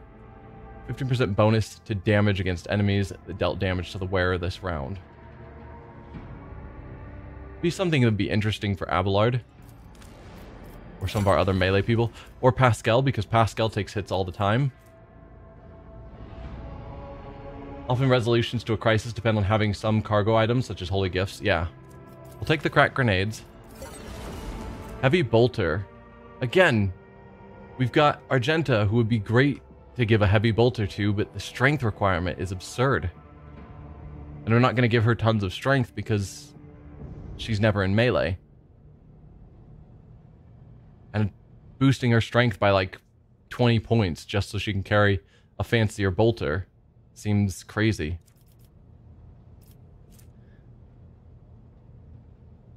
Solution power armor. From my understanding, a lot of Sisters of Battle have power armor. In like actual lore. It's a lesser form of power armor than what we have with the Space Marines, but it's still power armor. But for whatever reason, Argenta does not have it.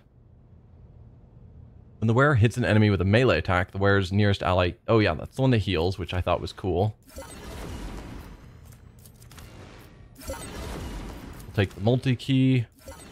Cloak of Hatred. Each enemy killed by the wearer's area attacks increases the wearer's damage by 3% until the end of combat. We don't really have a ton of area attacks in our group.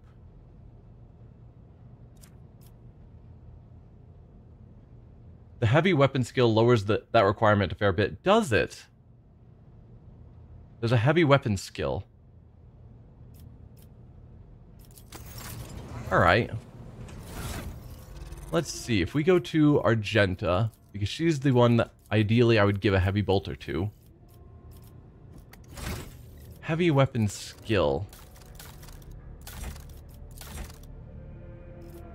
I guess we'd have to wait until we can level up to see what options are available.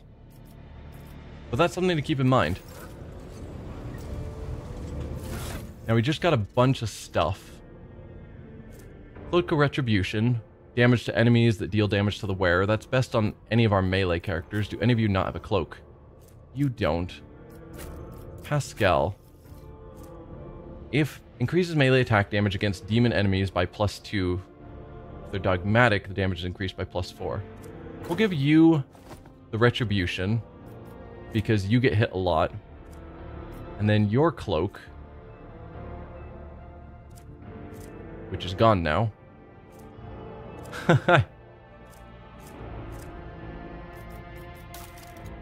Wherever it went, here, I think is good for Heinrich's, since he does have a cloak. I thought he didn't. Being able to remove effects is probably fine. Alright. Whenever you hit with a melee attack, nearest ally gains temporary wounds. Sure. You can have that. When the wearer ends their turn, they remove effects from themselves and adjacent allies. That is scary because if someone ends their turn near my main character, they could turn the fire effect off, which I would dislike.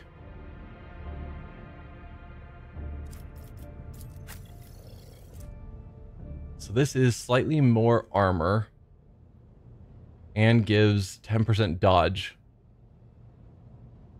against human enemies, but we wouldn't get the world property of agility because we're not Death World origin. But more dodge would be nice. Is there an easy way to find out who is a Death Worlder character? Probably.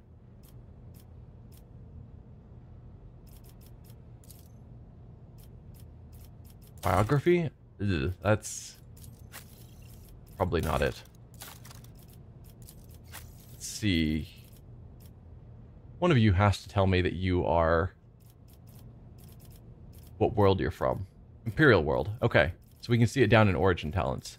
It's not going to be you. You are...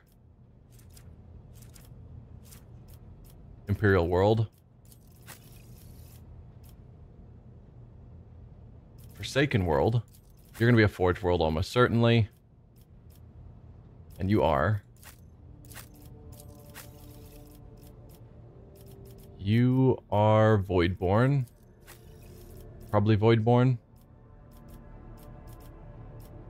Unknown origin homeworld. Data deleted, classified missing.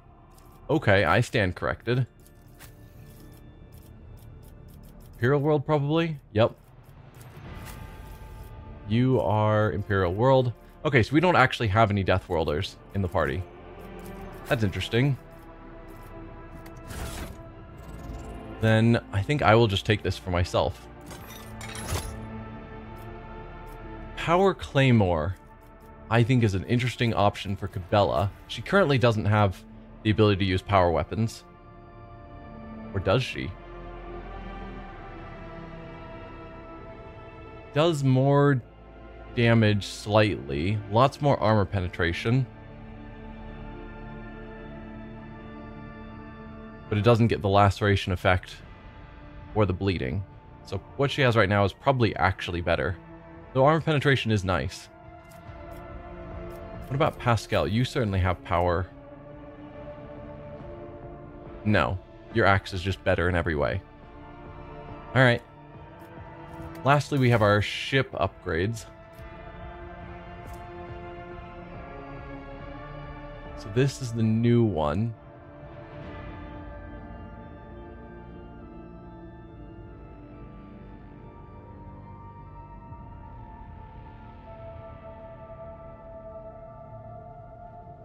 I think we'll replace... Is this... Yeah, date from newest to oldest. Because that seems like it's basically the same thing. Torpedo tubes capable of firing 4 plasma torpedoes versus 4 short burning plasma torpedoes. I don't know what the difference between the short burning plasma torpedoes are versus just the 4 plasma torpedoes that both do 19 damage.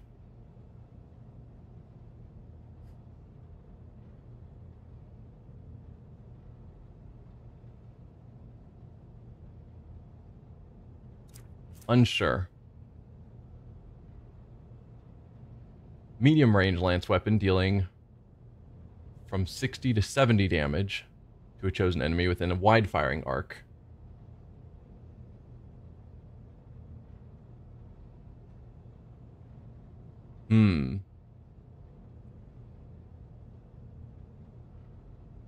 So the wide firing arc is probably the same as what the this one does when we use it.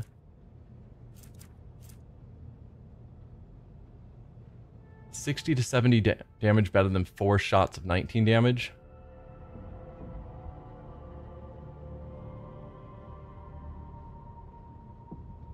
Don't know. If all 4 hit, it does better, but probably all 4 don't hit.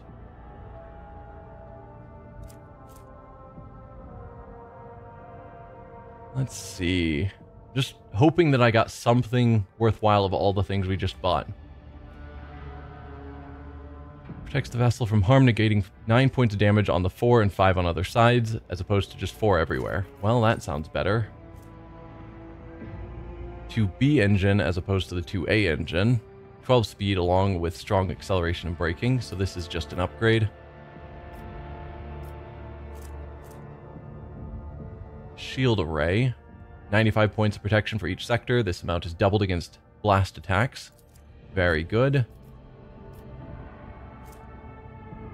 120 points of protection for each sector. Ooh.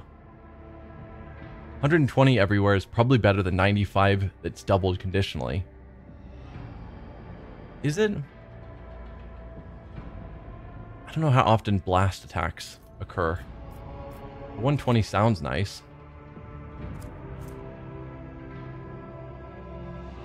This looks like...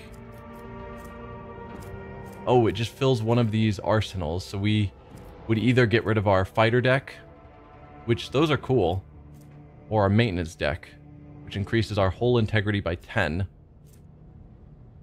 Is that just telling me that we'd go down to 218 if I got rid of this? Yes, okay, that doesn't worry me overly much. Allows flak shots to be fired from kinetic macro cannons.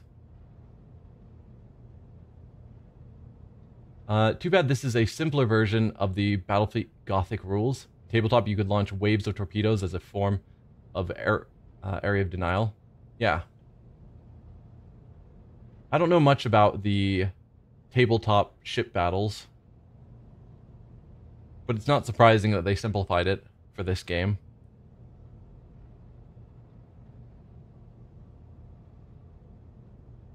Sure, we'll allow flak shots, whatever that means.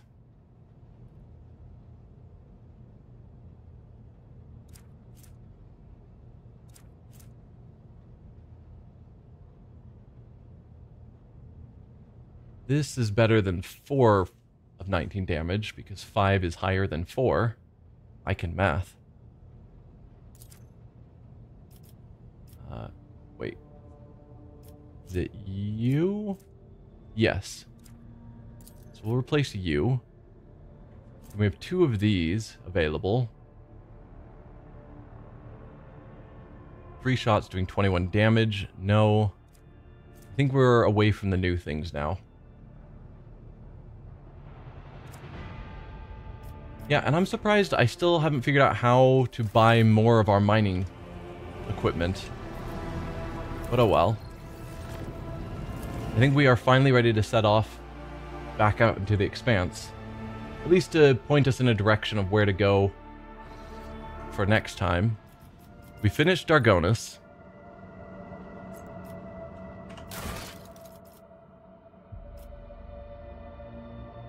We're just flying a frigate tabletop. You got 3 to 5 as a squadron and a cruiser or 2.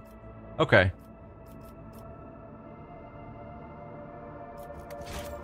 So yeah, on the tabletop, you're not usually just flying a single ship. You're maintaining a fleet, which makes sense.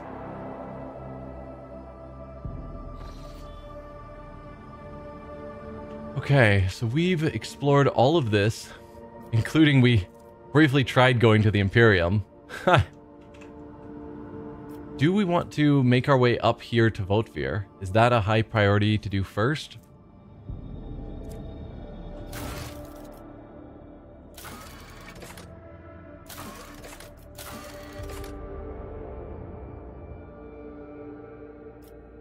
I mean, it's part of Chapter 1, so we probably should deal with it before we go to Kiava Gamma.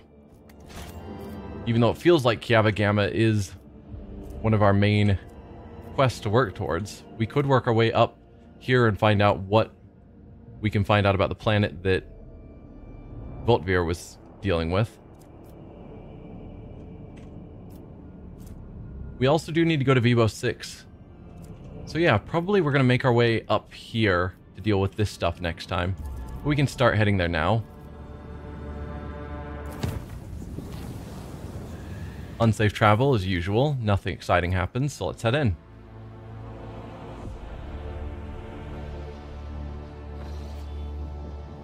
Nothing terribly exciting in the system, just a few planets.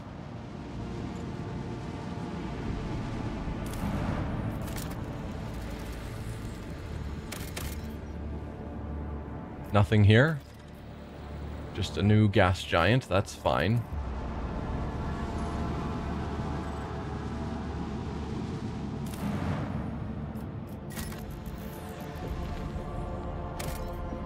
We do have a location to check out.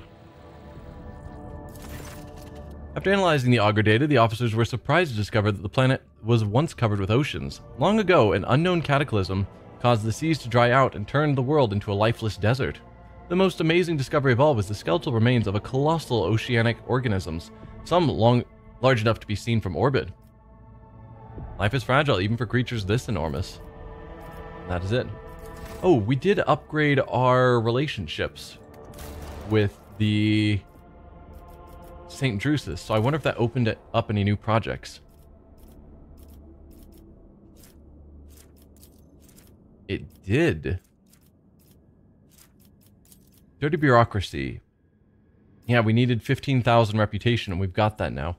The requisitioning of religious tithes from other worlds in the guise of the ecclesiarchy gives the opportunity to keep a portion of the proceeds. So we could raise our profit factor,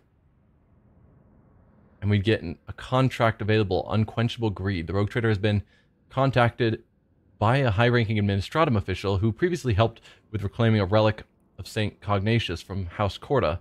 He enjoyed the generous bribes and would like some more. In exchange for the riches requested, he promises that an error will creep into the administrator's calculations so that all provisions from the agri-world of Mercus Alpha will be shipped to Dargonus instead of the naval's orbital fortress of Dragonus II. I don't know if I like this one, theme-wise. Cemetery of the Faithful. The foundations of an honorary cemetery for the repurpose of the dynasty's best servants will create a new tradition in the Protectorate. Blocks the project of Hallowed Railway. Glorious Mag Train. Well, we'll read that in a moment. Lord Captain's voidship gains the blessings of the fallen feature. The souls of crewmen laid to rest in the Foulstone Cemetery send blessings to their ship. We get +5 bonus to evasion. That sounds nice. More reputation with the Drusians. And +1 complacency in the in all of our colonies. Sounds very good, but Hallowed Railway would be locked down. The glorious mag train loaded with relics will run across Foulstone, carrying the light of faith to every corner of the world, which requires reputation with explorators.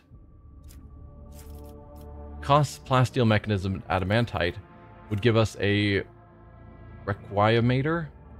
Whenever the wearer kills their target with a melee attack, all enemies in a 2-cell range around the wearer suffer wearer's willpower bonus mental damage. Not crazy about that. Reputation with explorators, efficiency, complacency. So this is just a train full of relics that just wanders the world. A constantly moving rail-bound cathedral. Marvelous. Yeah. I don't know. The Cemetery for the Faithful also feels pretty good to me.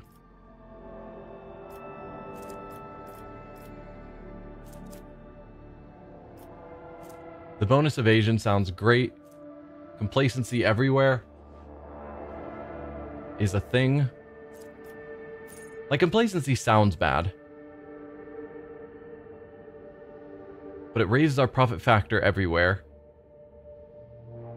but decreases speed of projects everywhere. Remember reading a sci-fi book that had mobile cathedrals in it, constantly moving to keep a specific moon above them at all times? That's kind of nifty, actually. I think I'm going to go for the Cemetery of the Faithful rather than the train, the relic train. So yeah, Foulstone. Work on a Cemetery for the Faithful. And I don't know if I'm ever going to bother with dirty bureaucracy. That doesn't sound good to me. Then again, we did indulgences, which is also kind of dirty sounding to me. So who knows? Cemetery of the Faithful. Go for it. Janus. Oh, we got a reward. A cure for sloth, which gave us some stimulants. Sure. Nothing new available here, so we didn't get enough reputation to finish anything there. And you are still working on Shield of the Emperor. Perfect. Carrying on with our scans.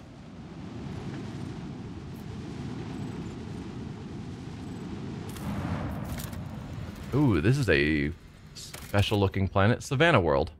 Nothing of interest. This looks like it could be a burning world, which we are supposed to keep our eye out for. It is a burning world. These are the sects of the Imperial cult. Goodbye. These are the sects in the Imperial cult whose adherents believe transgressors will be punished after death on a burning planet. This world could serve as one such purgatory. Was it a rumor that we're supposed to be keeping an eye out for burning worlds?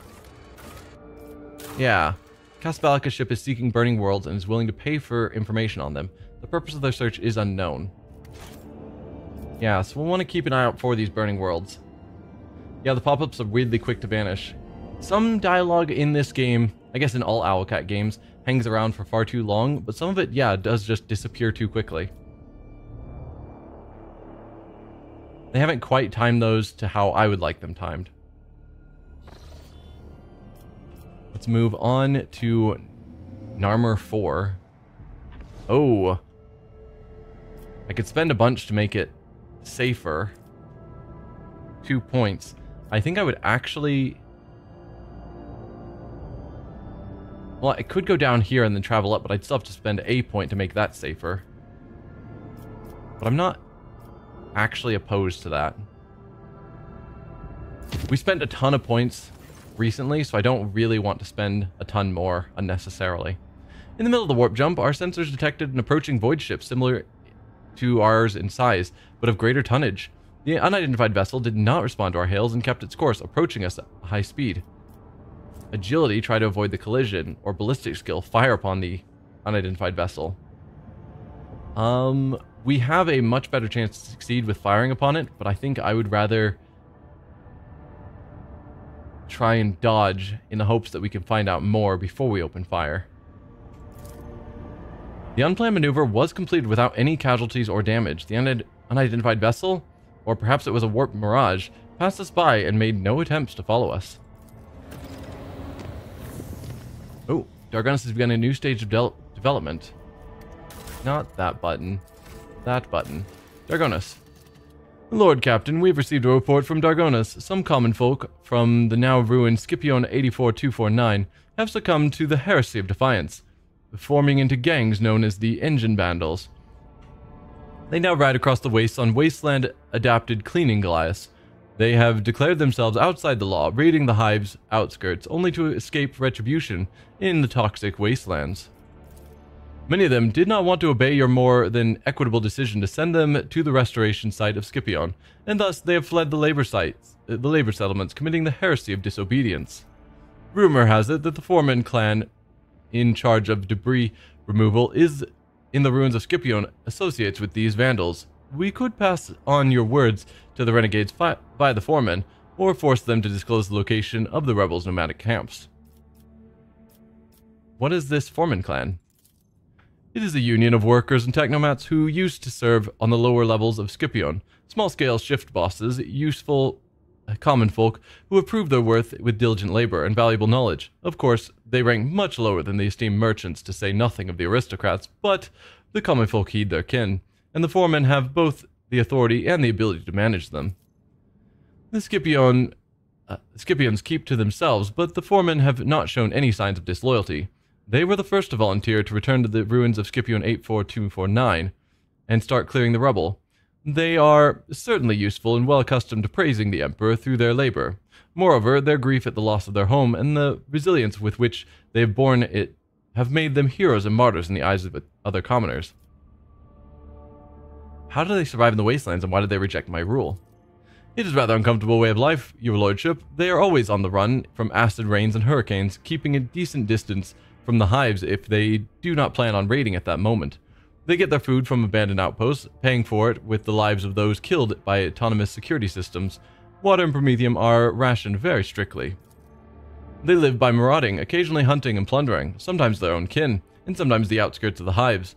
They are a tribe of degenerates and barbarians that is rapidly developing its own clan culture. The civilized residents of the hives shoot the scum any chance they get. Wish to hear what my advisors say, or we could let the foreman negotiate with the vandals. We can spend some thrones and avoid these problems altogether.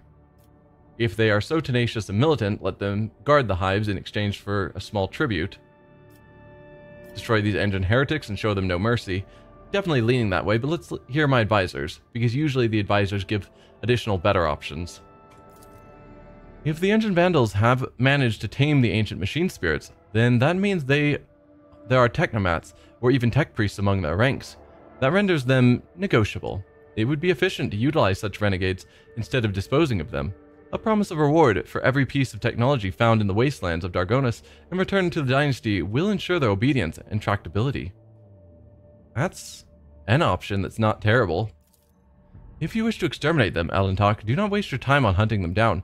Instead, deceive them into destroying each other. Tempt them with a prize, a weapon, or a trophy that they can fight over. After the monkey are finished slicing each other up for the right to obtain it, your warriors will finish the deed. This tactic often proves effective against your kind. The aristocrats of Dargonus despise them, but are also secretly afraid of them, correct? Renegades who can invoke such fear. I wonder, had there been such exiles in my house, would their presence have curbed the ambitions of my brothers and sisters? Would they have supported me in case of conflict? Oh, I'm scheming and conspiring right now, am I not? Bravo, Lady Cassia. Do not be ashamed of the unique abilities bestowed upon you by your heritage. They are your birthright. The web teaches to look for the enemy's vulnerability in what drives them. If the enemy is compelled to seek sustenance by attacking your domain, prepare a trap full of poisoned gifts. Let them eat and drink to their heart's content. The poison will weaken them, and then you will strike. So we have multiple ways to kill them, it seems. I don't think we're going to have them threaten the aristocrats. That seems odd. Have them work to acquire lost machines and lost knowledge, I think is valuable. As Cabela says, lay bait and poison them, or spread rumors. So multiple ways of easily finishing them off, which they're currently choosing to rebel, so has value. But no one else is going to find this lost knowledge. So if we've found a group that actually is well suited for it, I think that's a reasonable choice. Pascal, draft a message to the Omniscient Renegades. Let them serve the acquisition of knowledge. May the lost be found yet again. Okay, it drops our profit factor. That's fine. The former servants and serfs of the Omnissiah that are now a part of the Engine Vandals were glad to actively collaborate and redeem themselves in the eyes of the Deus Mechanicus. The common folk did not dare condemn this pact, fearing the menacing priests clad in scarlet. Hive raids have become a rare occurrence. Expeditions are returning from the wastelands with relics that were once lost to the vast plains. The Foreman clan then delivers these relics straight to the dynasty's coffers, which I would think should have been a profit gain for us rather than a profit loss, but what do I know? Oh, it just gives us some security and 4 weapons. All right. What are we going to do next on Dargonus? So we did Shield of the Emperor. More and more ships arrive around Dargonus. The agreement with the Navy allows the deployment of a permanent dock of warships, repositories for the Navy's property. Okay. Genetic Mercy, which says that we stop purging people on the planet, just so we have more people. Decree on Diligence, which costs 3 people. Significantly tighten production quotas, dooming laggards to being processed into corpse starch. Lowers complacency, raises efficiency, and gives us some provisions, specifically just here. Doctrine of Rationality also costs 2 people, raises efficiency also just here. According to the new doctrine, disenfranchised will be servitorized or disposed of through hazardous work. So do we just try and gain more people, or spend people for more efficiency and food, or just spend people for more efficiency?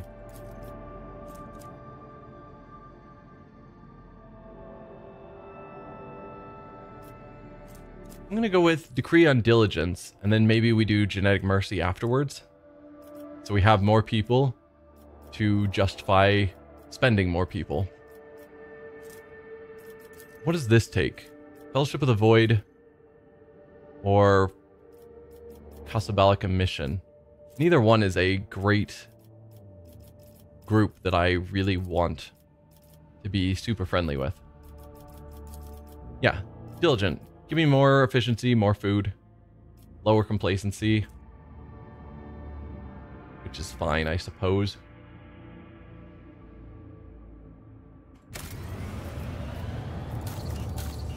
Okay, and you guys do your thing. Right. We were mid-jump. We wanted to go here. We'll spend 1 point to make it unsafe. And then travel. The steady rhythm of life aboard the vessel was disrupted when, on the 4th watch of the voyage, the lower decks had their gravity reversed. The stunned denizens of the afflicted sectors were woken up by being torn from their assigned beds and tossed onto the ceiling. Numerous injuries and fatalities were reported. The difficulties in performing regular duties due to the gravity reversal continued until the end of the journey. After the ship exited the warp, the gravity returned to the accepted norm, an event that once again was accompanied by death and injuries among the crew. The Imperium released us from its grip, this time. Yeah, That would be difficult to work with, just suddenly have gravity change.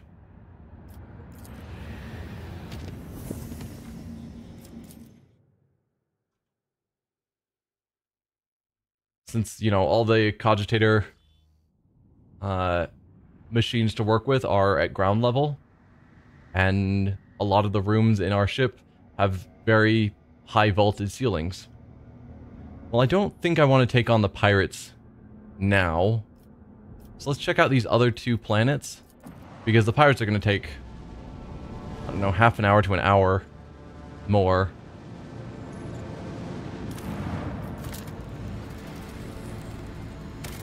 Arid world. Let's pick up... Oh, right. I wasn't actually looking at that. I was just like, oh, it's a resource. No, that's setting up extraction. We've already got 6 phlogiston, and I don't want to waste one of my extractiums on a 3 resource spot. Traces of meteorite. Ship's augurs have detected a non-native mineral cluster on the planet's surface, probably the remains of an ancient asteroid shower. The substance is valuable, but collecting it will not be easy. The asteroid sits right above numerous underground caverns. The ancient tunnels and vaults are incredibly unstable and would likely not bear the weight of a large group of humans, let alone a shuttle. Alright, let's take the risk and send a shuttle in. We've got a 100% chance to succeed, so why not? The crew's expertise made it possible to collect the mineral without disturbing the ancient caverns,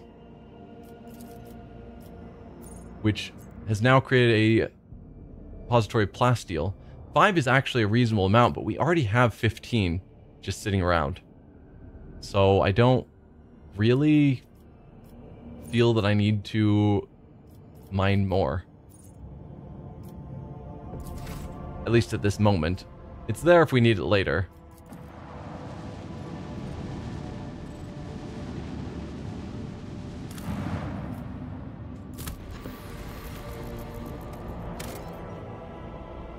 A single provision. We could put down an extractium to get 1 provision.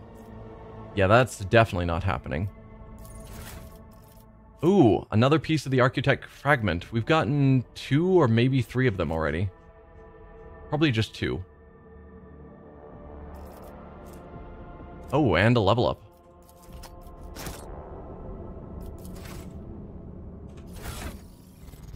Let's see. Archaeotech. Yeah, we've got 3 of them. Given their look, I'm guessing there are 4. Because it seems to be roughly a quarter of a piece. So I don't know what happens when we find all 4. And I think I'm going to hold off on this. We'll end the episode by just doing the level ups. So we get a new ability.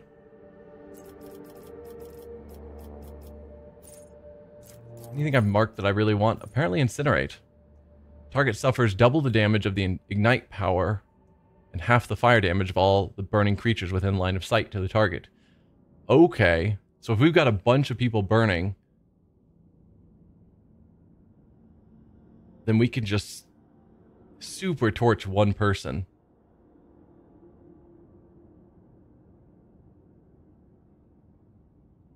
Neat. Sure. Abelard. Till the start of the next turn, Vanguard gains damage deflection against ranged attacks equal to the number of stacks of unyielding beacon on the Vanguard. Additionally, Vanguard becomes immune to push and forced movement. Wall of Rockcrete. Gain temporary wounds.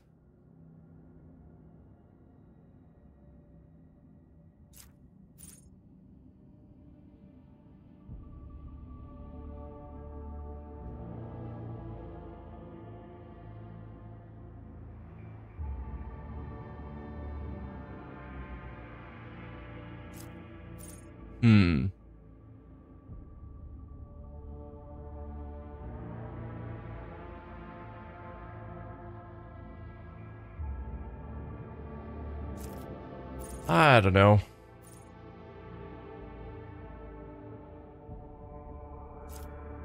We'll go with Bulwark. Why not? We're getting to the point where there aren't a lot of great options I feel are super necessary.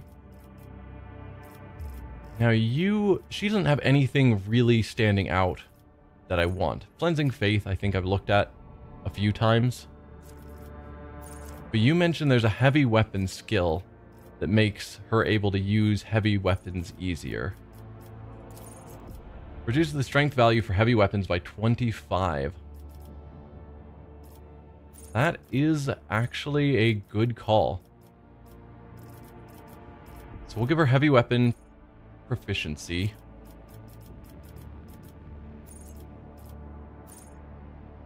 Bounty Hunter's next attack during this turn will have 100% ore penetration and 12% armor penetration. And next attack that hits a target marked as prey is always a critical hit. Guaranteeing a critical is super good. Out of curiosity, so your strength is 30. Heavy weapons now are 25 less. So can you use the heavy bolter that we recently picked up?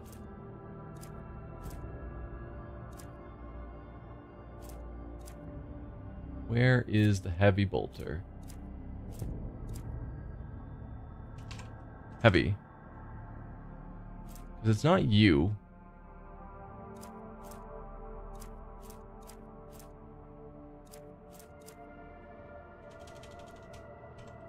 Bolter. Or did I put it into cargo? Because I might have said that no one's going to use it. That sounds like something I would do. How can I see cargo? Here.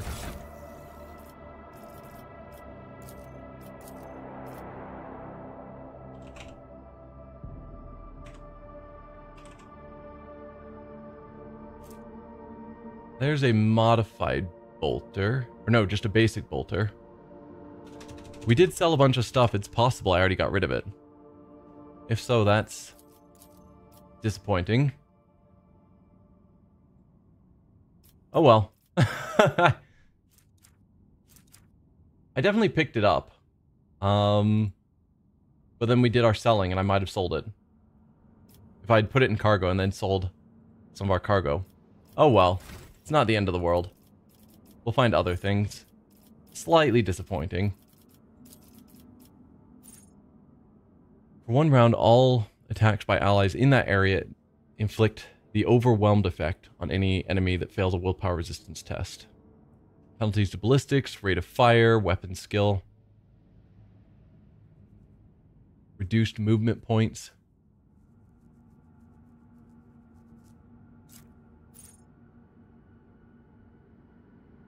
All allies within a range of 11 cells gain the ability to move to that area.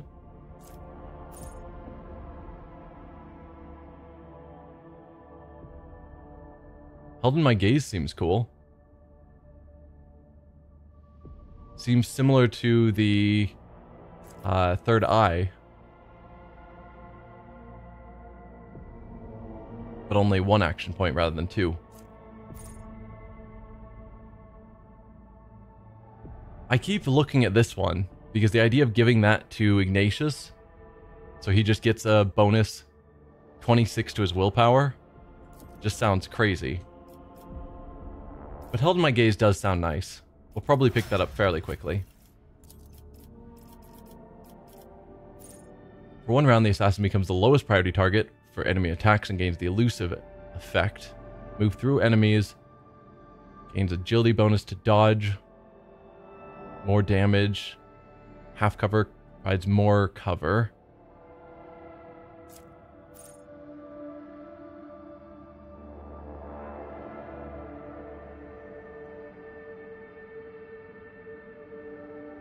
Sure, we'll go Poised to Strike. It's fine. Pascal.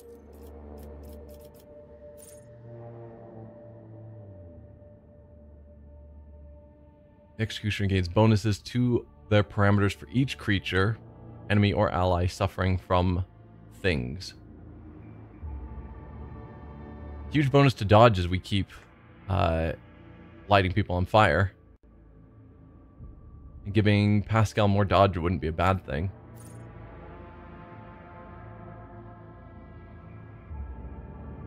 don't really want people running away from Pascal.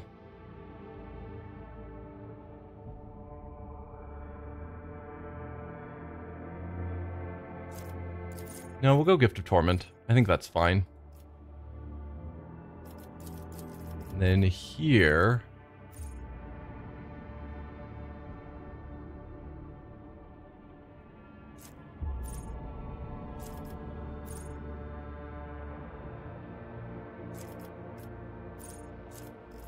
I don't know.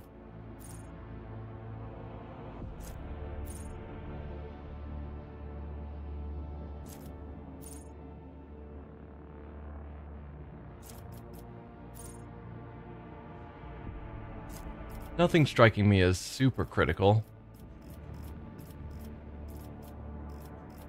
Is there power weapon mastery? He already has it. Okay. More dodge?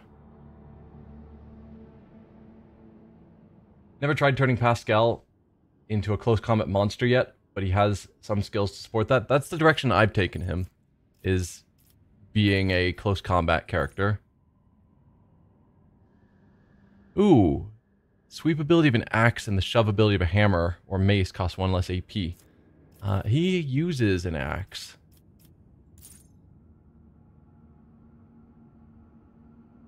So maybe making that cheaper feels like it could have some value.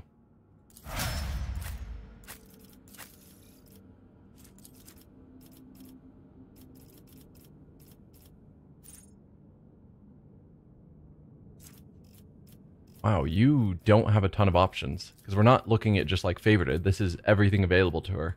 Just penetrating sight and then the usuals. That's kind of crazy. We'll go penetrating sight, which makes her in my sight's ability slightly better, though I rarely use it. And then claim the bounty is nice, getting an extra free attack. I don't use Jai, so I'm not going to bother leveling her up at the moment.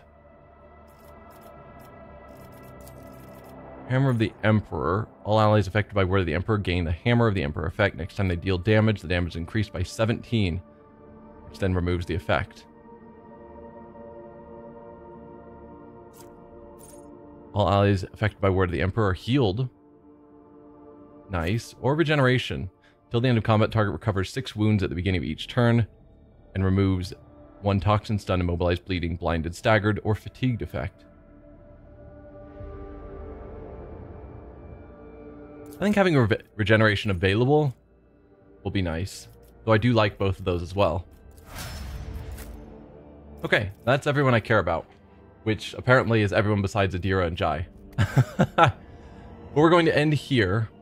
Next time we will head in and deal with the pirates and check out this random planet. But I will leave you guys there. See you next week. Bye.